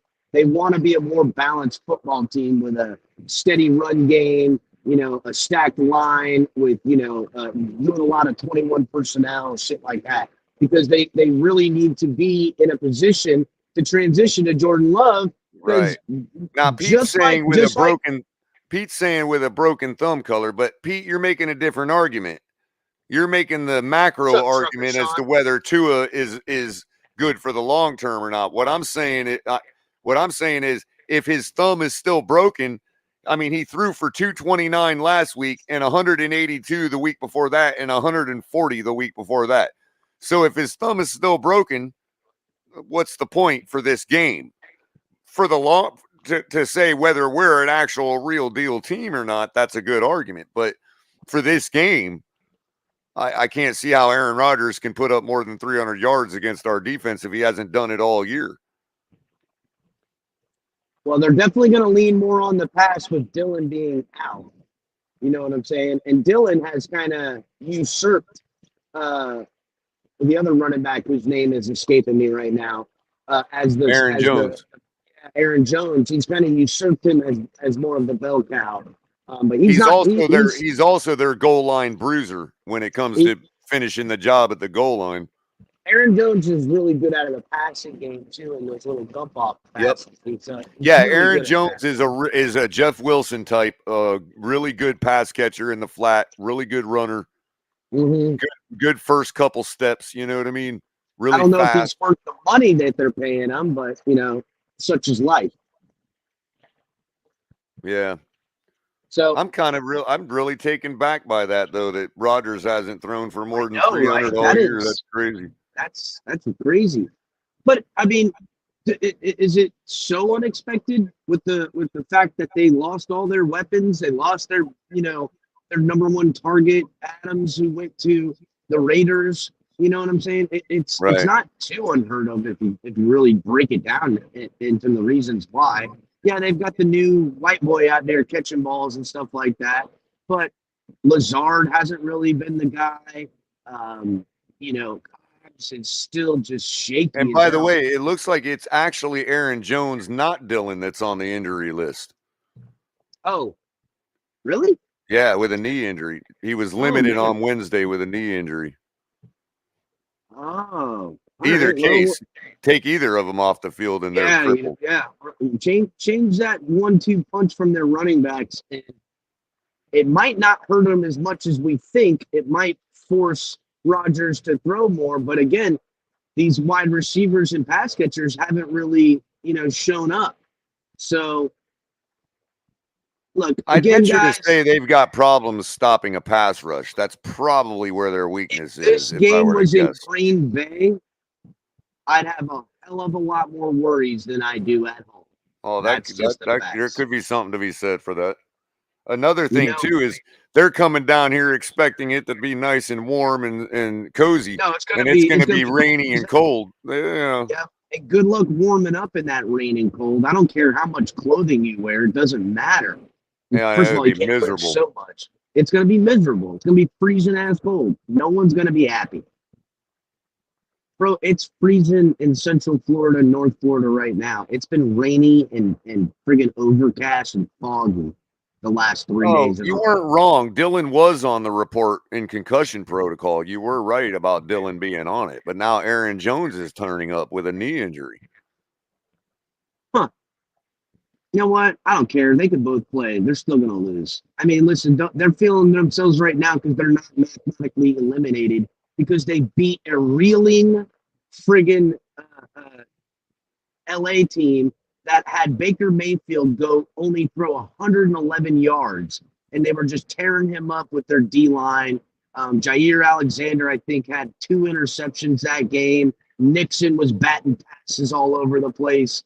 It's They do have good corners. I'll give them that. Their corners are good. Their defense is decent, but Tua and all that others, all our weapons on offense should negate what they're doing. And our defense, as you know, shows up and shows out at home. What's up, Estefan?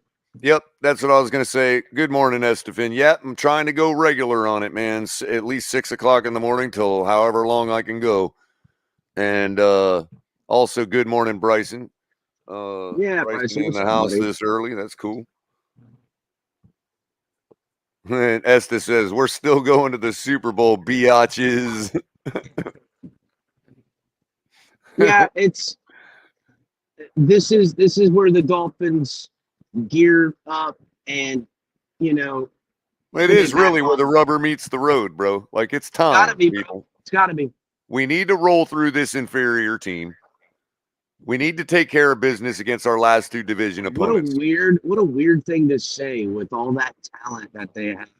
They Aaron got their Rodgers, talented right? We're talking Aaron about just rolling Rodgers. through Aaron Rodgers. Like, Yeah, it's such it's such a weird thing to say. Aaron I mean, Rodgers with Pete is making a lot of good points in the chat, bro. He's not wrong about Rodgers, man. But it's just like there hasn't seemed to be that true magic this year with him. I well, I don't mean, think I've he seen likes them. Lafleur. I don't I've think he wants Lafleur to succeed. I think he's now you're really getting over it, Color. Now you're really getting over the And thing. I don't if know. he's coming to Miami for a job interview, it would be to do us a favor, not to show us how good he is. We already know how good he is. Yeah, I don't know. Can he take one for the Rodgers team? That's what our team needs to find out before we hire him. You know what I mean? Are you willing to take one for the team? Rodgers has kind of shot his own team in the foot with his expensive ass contract. You know what I'm saying? And, Right, right. and him lobbying for them to keep a running back to pay him big money too. It's But at really least we shot know him in what the his foot. money is. It's a clear amount because it's already been, contracted. So it's just about taking on a contract, and we already know what that money is. It's Well, not like he could be like, "Oh, you got to give me more." You know what I mean? unlike Brady, who's trying to figure out ways to get paid and save cap space for other players, Rodgers is like, hey, I make good players out of your second, third, and fourth round pick wide receivers. I deserve extra. And hey, I can't argue with that. Get your bread, bro. But it is what it is. I don't know so much about LaFleur, um, you know, getting the axe. I think this could be the year he does, but I think Green Bay and their front office is going to hang tight. Whether it's figure something out with a two quarterback kind of ordeal next year or what, I don't know. Or do they just completely wash out the Jordan Love's experiment and draft somebody? Who knows? It's an interesting offseason with that team, but that's the only thing interesting about it because the Dolphins should roll this team, eliminate them, and then they'll be playing Jordan Love the last 2 games of the year because there's no reason to play Rodgers. And Rodgers will be fine with it. He's like, hell yeah, I'm making $50 million a year, not playing the last 2 games. That's awesome. I'm telling you. Definitely a odd scenario for a team that's usually talking about MVP quarterback. So I got to give a quick shout out to Dolphin Don, always showing up, always contributing to the chat. Has thrown 5 cups of coffee Culler's way. That would be a $10 donation. Appreciate that, Dolphin Don. Crushing it on the cups of coffee, Culler. Yeah, so far we're up to $36 now. Nice. And since Pete was kind enough to donate $40 through Cash App towards the coffee maker cause, shit, you're almost there, bro. I'm almost there. Yeah, so we're 36 to 60 now is what we got to get on the goal. I got to adjust it on the site because Pete was so kind, but it doesn't reflect on the Buy Me a Coffee site, so I got to adjust the goal down to $60 so it reflects that donation. You know what I mean? Yeah, but appreciate you guys. That's cool. I'll take another sip. Wait. Since I can afford another sip of coffee, I'll take one. I can't wait for this 4-day weekend coming up, with Christmas and stuff. I got to get happy holidays to everybody. I'm not afraid to say Merry Christmas. Merry Christmas to all the Christians out there and half Christians, but happy holidays to everybody else too. Happy Hanukkah, happy Kwanzaa, happy whatever you celebrate. Festivus for the rest of us, all of it, dog. Yep. And if I left anybody out because I'm not that learned, hey, happy holiday to you too. Yeah. So it is what it is. I'm not trying to, for me, happy holidays is to include everybody, but not to exclude he's got Christmas eggnog either. rum in his coffee. Dang, that sounds gooder than a mug. Because I think what people, and this is as far as I'll say about it, bro. And this is the last time I'll ever say it, but I got to get it out. As far as Merry Christmas goes, to people, even the faithless like myself, when somebody tells me Merry Christmas, I don't immediately take it as an insult because they're trying to push anything on me. I take it as this person was trying to be nice and give me what they thought was a nice greeting for the day. Whether I believe in their stuff or not, speak for yourself. That's what they were trying to do. I'm completely offended by all of that. They're just trying to be nice. And when hell no, they're trying to push their belief on me, Culler. Right, but if I say I take offense because it has religious backing behind it, and I'm not religious, I'm just being a dick, man. You know what I mean? Well, don't try to force your beliefs on me with your Christmas cheer. Assholes. It's like if a Jewish person told me Happy Hanukkah, like I wouldn't take offense to it. They're telling me what they thought was a nice greeting for the day. You know what I mean? Yeah. I don't know. I think we all just take things way too seriously. Somebody's just trying to be nice. Yeah, well, we know there's people Culler? out there. We know there's pushers out there. We get it, but not everybody's trying to push. Some people are just trying to be nice. You know what happened, Culler? People stopped being allowed to throw hands. I blame this all on fighting and the lack of it being able to. To me, people have a little bit more respect and understanding of each other when physical confrontation happens. You know what I'm saying? Like you get busted in the mouth, and then it puts you in a state of mind where you're like, damn, you have to have a reflection. And you go, oh man, maybe you start questioning how you ended up with a busted face. And then you start realizing what it is you're doing, and then there's personal growth. And not that you're happy about it, but if you become a little bit more comfortable with yourself and get a little wisdom along the way, you'll find that that's where your growth was done. Someone helped you in that way. Right. And first of all, good morning. Who did I just see come in? Good morning, Roadrunner, and as well as NFL is lit, the resident Chargers fan, who says, y'all actually can lose to Green Bay and still be cool. New England and the Jets are more important, and we understand that. NFL is lit. Our issue is if we don't beat a team like Green Bay in their condition and all that, coming off a 3-game skid, we're not cool. We might be cool enough to make it to the playoffs, but we're not cool. You know what I mean? Because what indication do we have if we can't beat Green Bay? What indication do we have that we can beat the Patriots or Jets? Yeah, that ain't no lie. You know, so that's it's part of measuring where we're at now, because a lot of Dolphin fans are confused right now after losing to the 49ers and the Chargers the way we did. There's still a lot of confusion all of a sudden again, and with good reasons. So we got to get rid of that confusion and focus going in. And part of that, getting over that, is beating the hell out of Green Bay. I mean, it's just a subjective thing at this point. You're right. We don't have to beat them to still make it to the playoffs. And given that Tennessee has lost their quarterback for the rest of the season, another news tidbit I forgot to mention, Tannehill is likely out for the year. What happened? Hurt knee injury. He went back in the game. I thought he was out for good. It looked like an ACL or something. But he went back in the game, but now they're saying he's likely out for the year. Wow.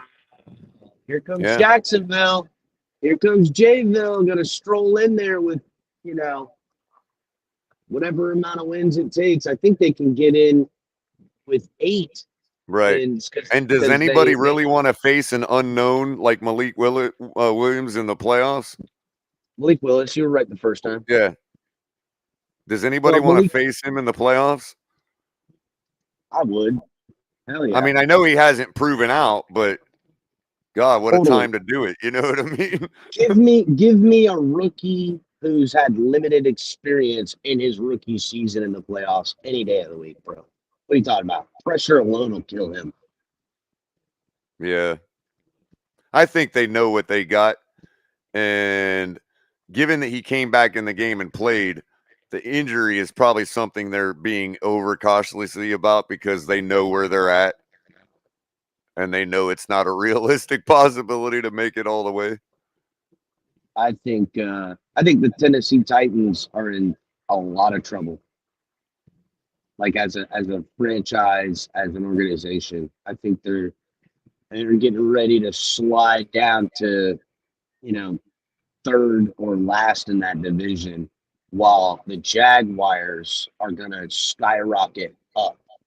And right. It'll be the Jags division, unlock these next couple of years. So it'll be interesting watching the South, seeing how they get a little bit better. Now the thing about the 7th seed as well, all kinds of shit. Right, and the thing about the 7th seed as well, why we want to try to stay away from that, is because our opponent is likely Kansas City or Buffalo if we're the 7th seed. Because our opponent is going to be the 2nd seed in the wild card. That's going to be either Buffalo or Kansas City or the Bengals. Give me Buffalo, bro, please. Yeah, get it done with. I say the same thing. Get it done with. Give me Buffalo. Well, not only that, I would love nothing more to knock them out of the first round of the playoffs. That would be the sweetest nectar of all. But if we have to go all in to do it, then it could leave us weaker for the rest of the playoffs. I don't give a damn. Agreed. I don't give a damn. I don't want to hear I'll agree with you there. Yeah, I don't give a damn. Give me Buffalo. Let's right that wrong. If we lose in the divisional round after beating Buffalo in the wild card, I'm perfectly fine with that. Yeah, but I mean, okay, who would we face in the divisional round?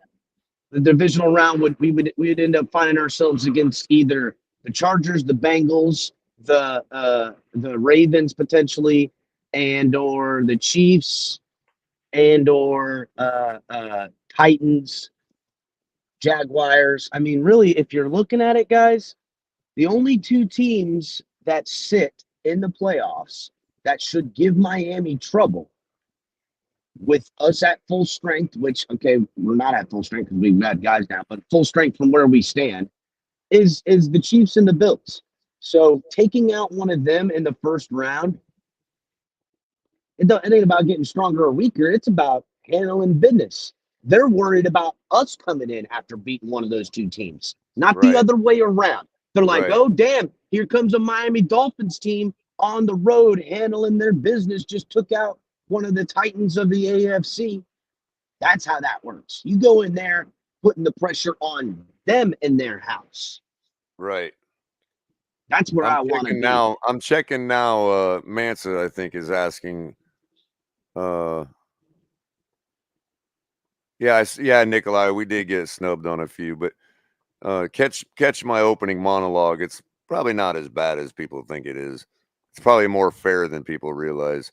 What are you But talking about? The Pro Bowl snub? yeah. Where was Listen, it's I have some words on that real quick, Culler. Yeah, go ahead and do that while I factor this out in the playoff predictor for I believe it was Mansa that was asking if we tie with the Jets, who gets the tiebreaker. I'm checking into that right now. So go ahead, chop it up about give us your thoughts on the Pro Bowl nods and nubs. So, couple of things. All right. First things first. Xavier Howard did get into the Pro Bowl, and people like, wow, how can Xavier blah blah blah? Even in a down season, the reality is that wide receivers, quarterbacks, and defensive coordinators everywhere, offensive coordinators everywhere, as well as his contemporaries in the position, all have a swollen ego of respect for Xavier Howard. He is very good, very tricky. He's been playing nicked up with his groin injuries all year. Yes, he's gotten burnt here and there, but he's been alone on an island handling his business. And when you target someone enough, you will get there. I'm not pleased with his performance, but that's why he got in, because he is respected around across the board. There's nobody that has anything negative to say about Xavier Howard. It's just the truth. Now, when it comes to Tua being snubbed, here's the reality. And I know Dolphins fans aren't going to like to hear that. They're like, he's proved everything. Well, no, he has not. He hasn't earned respect. He's earned our respect as a fan base for a lot of us, but he still hasn't earned our absolutely across the board. You're the guy, franchise quarterback status. He hasn't. And now I know everyone's, oh, but he's playing so great. The number one in all these categories. That's great and all too. Listen, we've seen quarterbacks have number one type of categories and it be inflated by weaponry, scheme, opponents, whatever. I'm not saying that that's all with Tua, because to me, Tua has most certainly taken a leap forward as far as what production we've gotten from him to the production we're getting from him. But he doesn't have the respect of his contemporaries yet. People got it twisted. They think, oh, Pro Bowl votes because Tua got the most, that he should get in. That's not how it works, guys. That's only 1/3 of the voting. The rest comes from, I believe it's the writers and AP. He has yet to get their respect. They still look at a limited quarterback who is a system quarterback, that is a rhythm quarterback. And I'm sorry, but you want respect as a quarterback in the NFL, you have to do things off script that wows people. And Tua has done some of that, but it hasn't been consistent enough where he breaks outside the pocket, pushes the ball down the field, and dices a bad boy and dices a bitch up. It's just not his game. And it's not that he can't do it. It just hasn't been there enough for him to get it. That's just it. It's a fact. I'm sorry. People don't want to hear it, but I'm going to give it to you straight. So if we lose to the Packers and we beat the Patriots and we tie the Jets, so in other words, going into the Jets game, we'll both have the same record. Okay? 7 losses. If we tie with the Jets that ball game, the Jets win. Yep, that's what I figured. We're out of the honestly. playoffs. All right, Color. Jets lose this week. Oh, they got the Jags this week. I mean, Yep. and the Jaguars are going to win.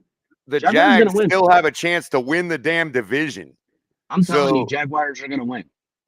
I mean,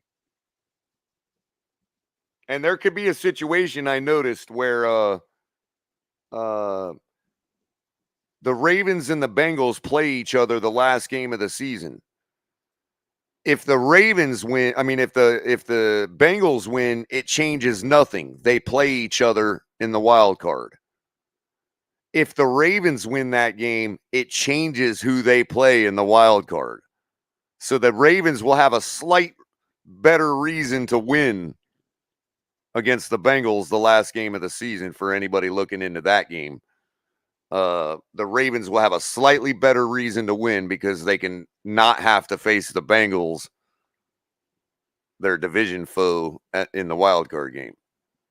I just happen to see that. There's one scenario where it could play out like that. The Ravens are pretty much the only team. The Ravens. The Ravens can still challenge the Bengals for the division. The Ravens and the Chiefs are the only two teams I don't really want to see in the playoffs, personally. And really, it comes down to Buffalo has to keep winning in order to edge out Kansas City for the top seed, basically, is what it amounts to on that front. So if we're the 7th seed, it's going to either be Kansas City or Buffalo that we play to start the playoffs. We won't be the 7th seed. We'll be the 6th seed. Now, let's say if we win against the Jets, even losing to Green Bay, we will still only fall to the 6th seed, and we'll play Cincinnati in Cincinnati to start the playoffs for the wild card. All right, Color. Let's if we win out, we beat Green Bay too. Same thing, 6th seed. We go against Cincinnati.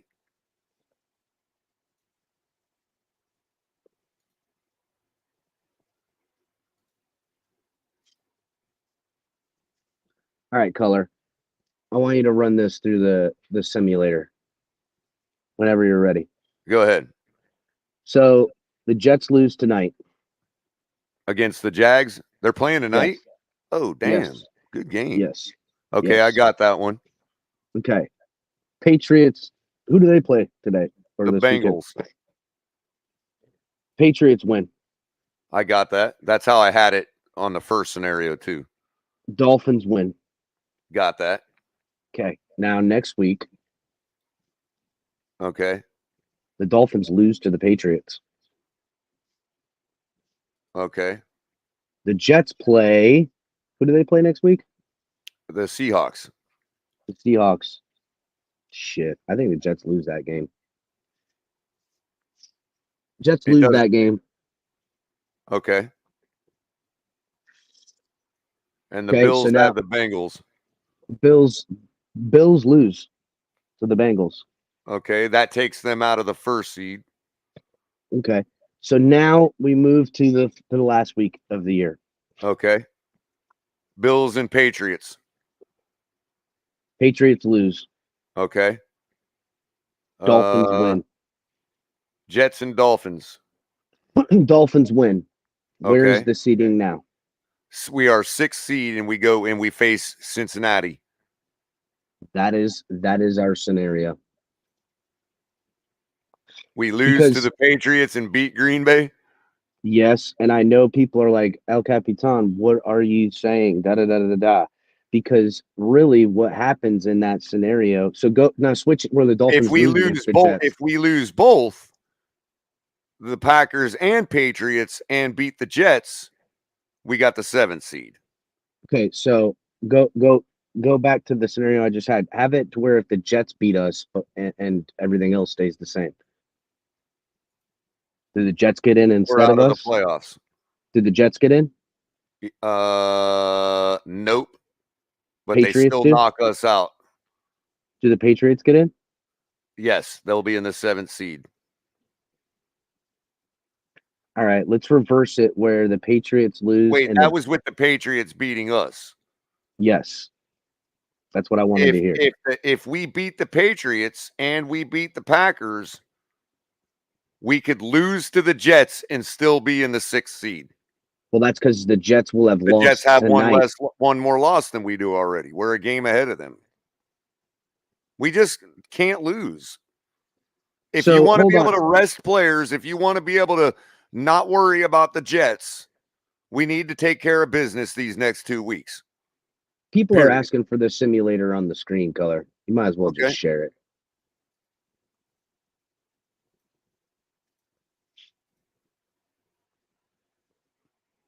So this is the scenario where now I also picked other AFC teams. I don't know how other AFC teams winning and losing affects this. It Probably affects not seeding much. for sure. It affects seeding for sure.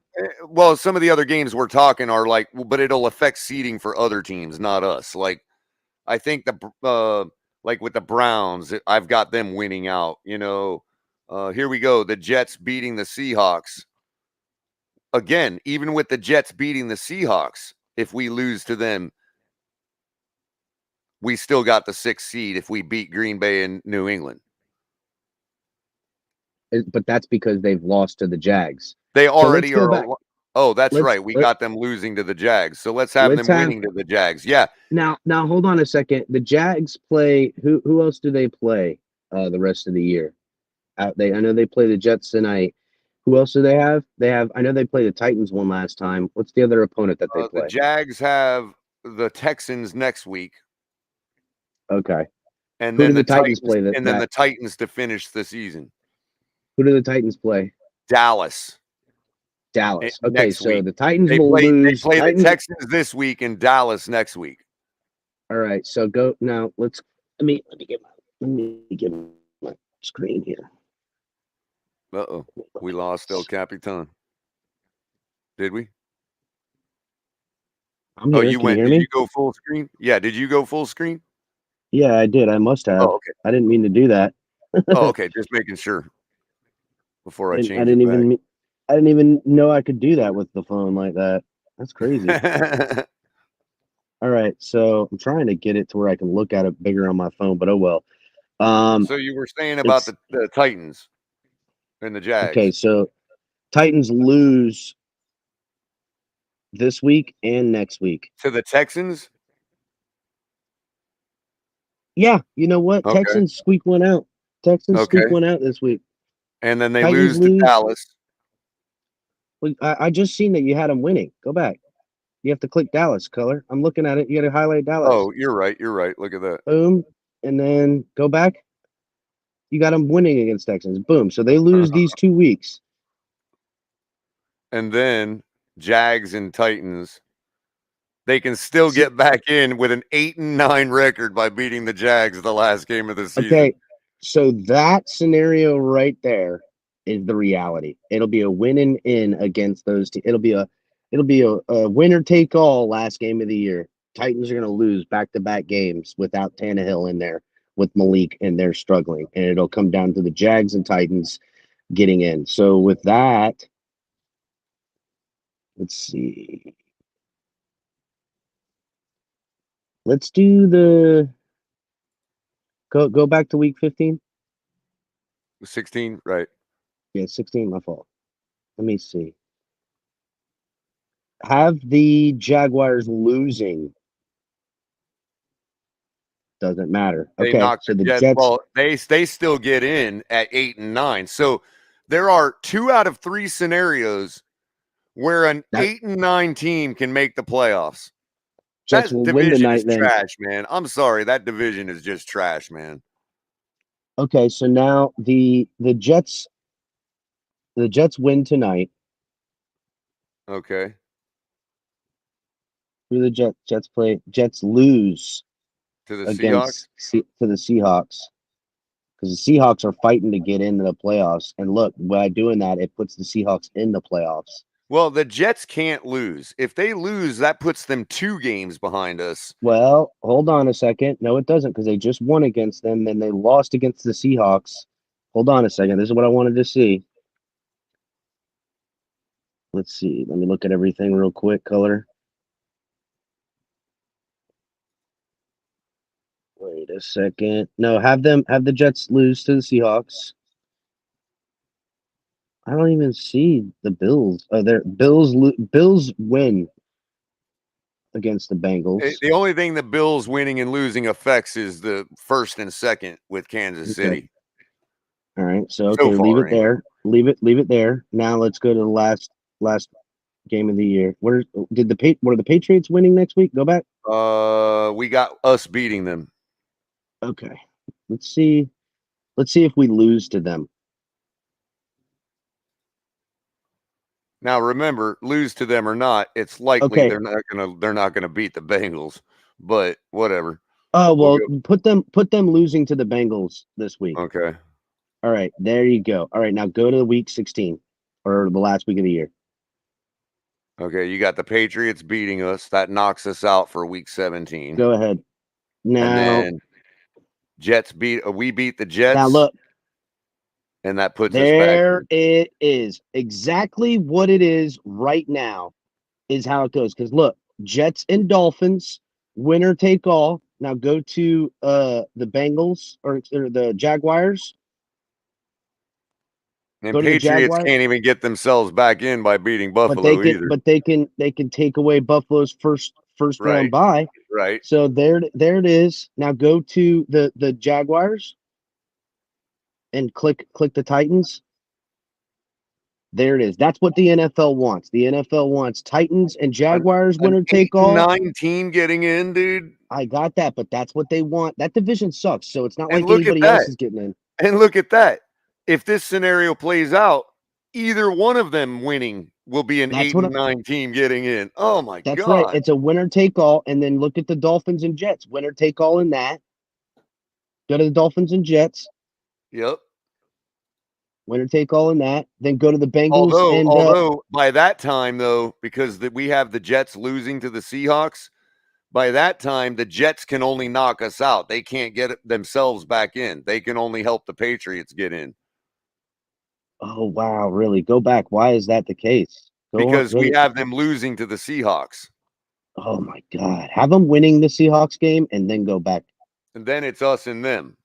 Hold on. Let's see. Boom. Then it's just us and them. All right. Looks like they'll win that Seahawks game then. Except if they get in, they can only achieve the 7th seed. If we get in, we can achieve the 6th seed.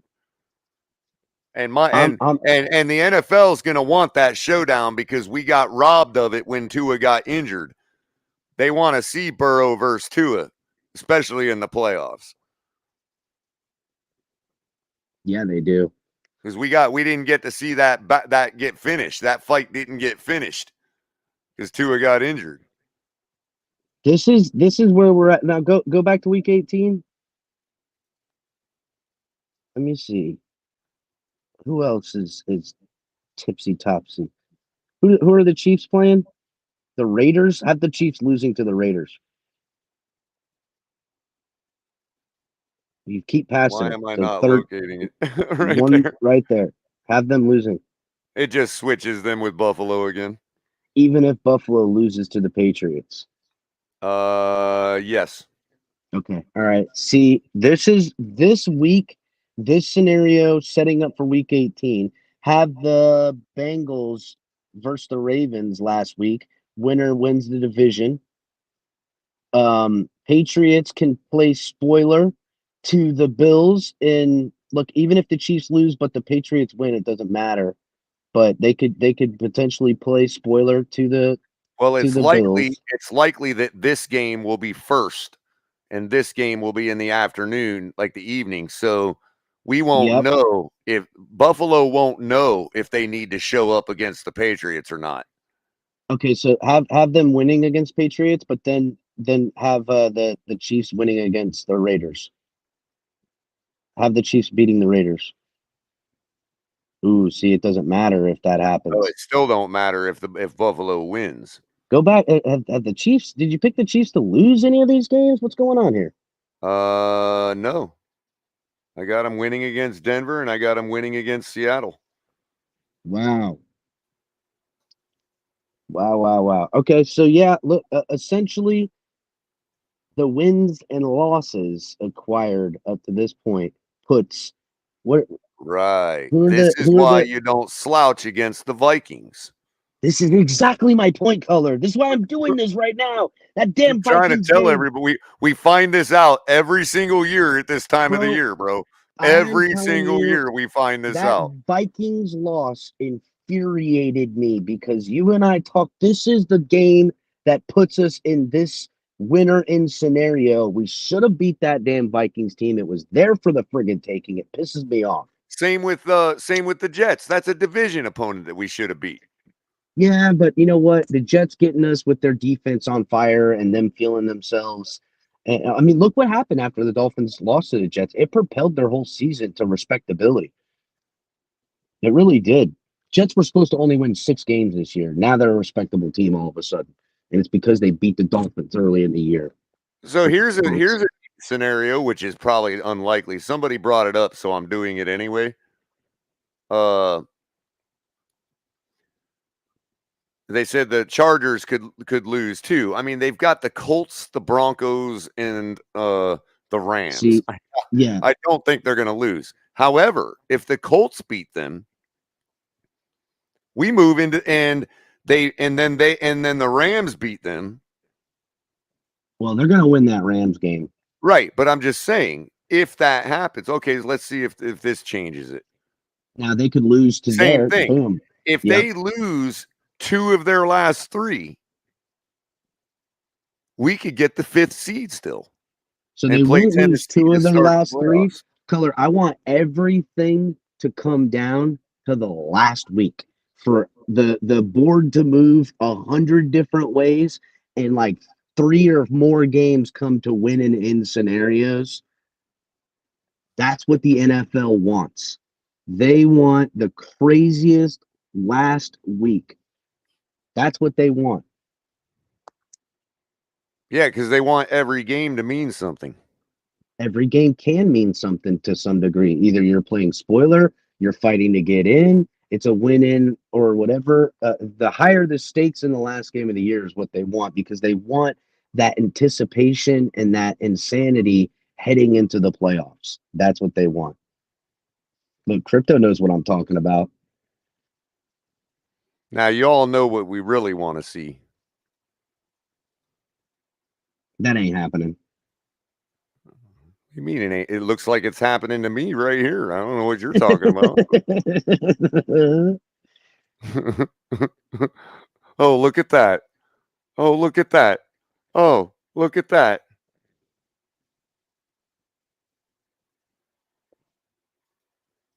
Damn, Buffalo slides all the way down to the 5th seed, Yeah, and just the like we do. Dolphins are at the 3rd seed. Yeah, And look we at play the that. Chargers. Man, that would be awesome. And look, But that ain't happening. equal records, 11-6. Guess who has the tiebreaker? That must come down to point, like somewhere common upon. I don't know, but That ain't happening. It comes down to probably AFC victories is what it comes down to, or maybe point differential. the We beat them by more. Patriots, because we would have swept the Patriots and they didn't. That's who it would come down Yes. That crypto is here is picking up what I'm putting down. They want pure madness the last week of the year. Yeah, and pure madness would be Buffalo losing all their games. That ain't happening because the entire world and all of Vegas said that Buffalo would be number 1 in the AFC, and that's what they want. To me, Buffalo probably will be number 1 in the AFC. We made our case to have a divisional round or a championship round showdown with the Bills, and this is one of the avenues that could happen. We beat the Chargers in our wild card game at home. The Bills beat Tennessee, put them out of their misery, and we're facing each other in Miami in the divisional round. Well, hold up a second. The Chiefs, yeah, you're right, because the Chiefs would face whoever the winner is of that. Well, I don't know if the probably that the Bengals, Cincinnati. Well, they would get Cincinnati if Cincinnati or whoever else because No, they take the lowest seed. So if Cincinnati wins and we win against the Chargers, we would go against them, and they would take the winner of the Bills and Tennessee game. And that would probably be the Bills in that scenario, in which Right. Oh, KC versus the I see Bills, what and it you're would be saying. us Yeah. versus the Bengals.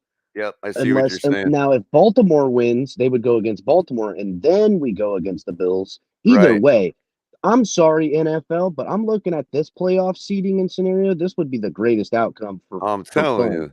But you know what? Go But back. that's the thing. Listen, Even if we don't face them in the divisional round, it would you're turn into the talking about championship round in Miami. an epic slide for the Bills. It's just not going to happen. Let's refix this thing to reality a little bit, Color. If their Because the fans keep reality throwing is, snowballs on the field, I mean, come on, Josh Allen listen, could slip on one of them at any time. Color, they're playing the friggin' Bears. Have them win just that Bears game and see I how know this whole thing changes. Justin Fields is out too, so Yeah, you come know. on, dude. Hey, I can dream, can I? They put the damn No, machine up you here for cannot us to dream. Well, dream. I guess you can. This is your show. Dream away. That's right. That's That's right. I right. can't say shit. I'm on the phone. You're on the Don't make computer. me go make another cup of coffee. I know, right? Somebody buy Color a cup of coffee, please. Anyway, we're at almost at the 2.5 hour mark, bro. I think I'm gonna close it All because right, there man. just Yeah, ain't I so gotta. much to talk about. I just before you close it, refix the scenario because I want it. I want it to be where there's so many winning in scenarios in the AFC. Oh, all I got to do is change back Buffalo winning all of them. Oh, and we lost, or one of we had us losing to the Patriots. We could lose to the Patriots and still get the 6th seed. Yeah, I'm telling you, that's probably what'll end up happening. That's the game that's less important than the Green Bay game. Well, only if we win the Green Bay game, it becomes less important. If we lose to Green Bay, it becomes equally more as important as the Jets game. Well, sure. But that's the one you want to take off if you have to. Foxborough in the miserable cold. Yes, Pete, that's what I want. I want the reality of what the NFL wants. They want every game to matter week 18. That's what they want. Every game to have absolute, you know, implications to everyone and everything. As much as possible.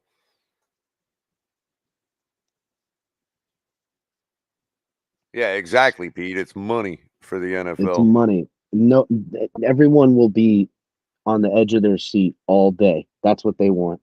People will literally have to set up several TVs in their house or just go to bars. Every bar that is a sports bar, every restaurant that's a raw bar restaurant type of thing. Everybody that's a fan of a football team, everyone will have to watch because your team is either going to be beating a team and ruining their playoff seeding or hopes or what have you, or your team is got to win today to get into the playoffs. And that's just the reality of it. That's what they want. That's right, DDG. Follow the script. And the Yep. script is eyeballs on the television.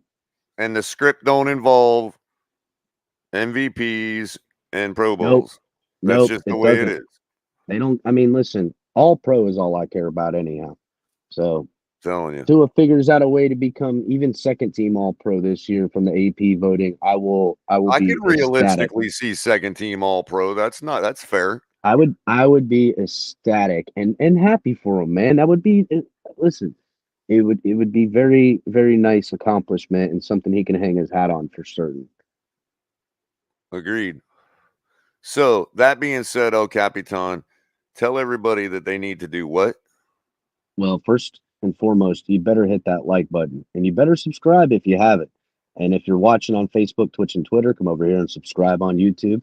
Cash App, Venmo, the Fins Tailgate to help support the channel. You can also support Color with a little coffee and a cup of Color, as he was having scrolling at the bottom. There it is right there. You got myself, the Fins Tailgate. I should be on tonight. Um, And Oh, then did you you also hear the got, word? Ali called me yesterday and asked if it was okay if he did his show tonight.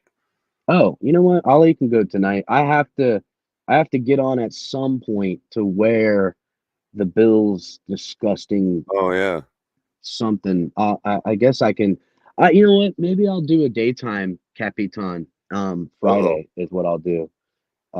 You got the Rabid Dolphin, which we got to get Lewis scheduled in somewhere. You got color commentary coming at you in coffee and a cup of colors. You got Dolphins debriefs with DTA coming at you with some shorts or pulling the all nighters just to keep you guys entertained. And then you got late night exhale with Ali, who is usually on the Saturdays, but you can catch Ali doing it crazy, off schedule doing it sometimes. Maybe we'll get some Ali tonight. Yep, So make sure you guys are It's the checking. late night exhale holiday special. There you go. There you go. G says Noah was snubbed. So yeah, guys, make sure you're checking out the link in the description for officially licensed official partners, Fanatics, to get all your good gear. And you guys can also find the link in the description for backroom collections. If you use offer code hashtag TFTG, you'll get 10% off all your purchases and you'll be getting some fire original type of memorabilia that you can't find anywhere else. You will have something that is one of a kind. They don't make a bunch of whatever it is they got, limited edition. And when Backroom Collection becomes one of the biggest companies around for this type of stuff, you'll be having things that are worth a ass load of money. So it's literally an investment when you buy some of this cool stuff because they get it signed by players. It's super cool canvas work, all kinds of good stuff. There's also links in the description for our cool gear, flip flops, hoodies, beanies, get all the good stuff. There's also a secondary website where you guys can get everything that we've got. Get it for your wife, your baby, your baby mama, your whatever you got going on. Make sure you're getting some of the coffee mugs to have your cup of coffee with color in the mornings, tumblers with all that stuff. It's getting cold. Get yourself a sweater, and make sure you guys are partaking and supporting the channel in every way possible. Speaking of getting cold, my coffee's getting cold. Listen, So Dudfins, I'm not wearing that on Christmas. It's literally that's not happening. So I'll squeeze it in some way somehow before Christmas. It's just not gonna happen. I won't. I'll be stark naked on Christmas before that happens. Lewis says he's got a lot. He's foaming at the mouth. He's got a lot to say, man. So he'll be on pretty soon. Well, maybe daytime Lewis, today or something like that, or maybe Lewis tomorrow night because I'll be hopefully going during the day. We'll get it worked out. We're all foaming at the mouth. Right on, right We're on. ready to go. Color, So I'm out of here. do you have a I mean, it's funny, neither one of us have really even thrown our predictions out there yet. You got us, what Oh, do you got us winning by? Not to be presumptuous. Look at that. mm-mm. Two and on got him right when he was about to give his score No, prediction. I'm thinking. Tuna can't get me. Um, I'm thinking either 28 or 31 for the Dolphins, and I'm thinking that I'd be surprised if they got over 20 points. So I'll say 28-17 Miami. All right. I was originally going to go 31-17. You get a little bit of more than we normally put out because their defense is not really, only, they give up 22 and a half a game. So, and I figure a little overachievement against our defense because of Aaron Rodgers. I was going to go 31-17, but I think I'm going to go 31-20. That's where I'm going to land at. There you go. So there you go. 31-20. Yeah, I'm coming. Don't worry. Anyway, you guys, everybody like and share. Make sure you're hitting the notification bell. Say hi and bye to El Capitan, the Adios, man of the Cholos. hour. Popping in to give me somebody to chop it up with. Appreciate you, man. No And problem, homie. I'll see you. yeah, man. And everybody have a great holiday. If you don't catch color between now and Christmas, have a Merry Christmas. Have a happy holiday, whichever one it is that you that you entertain. And fins up, everybody. Let's go get this win. See you all Sunday.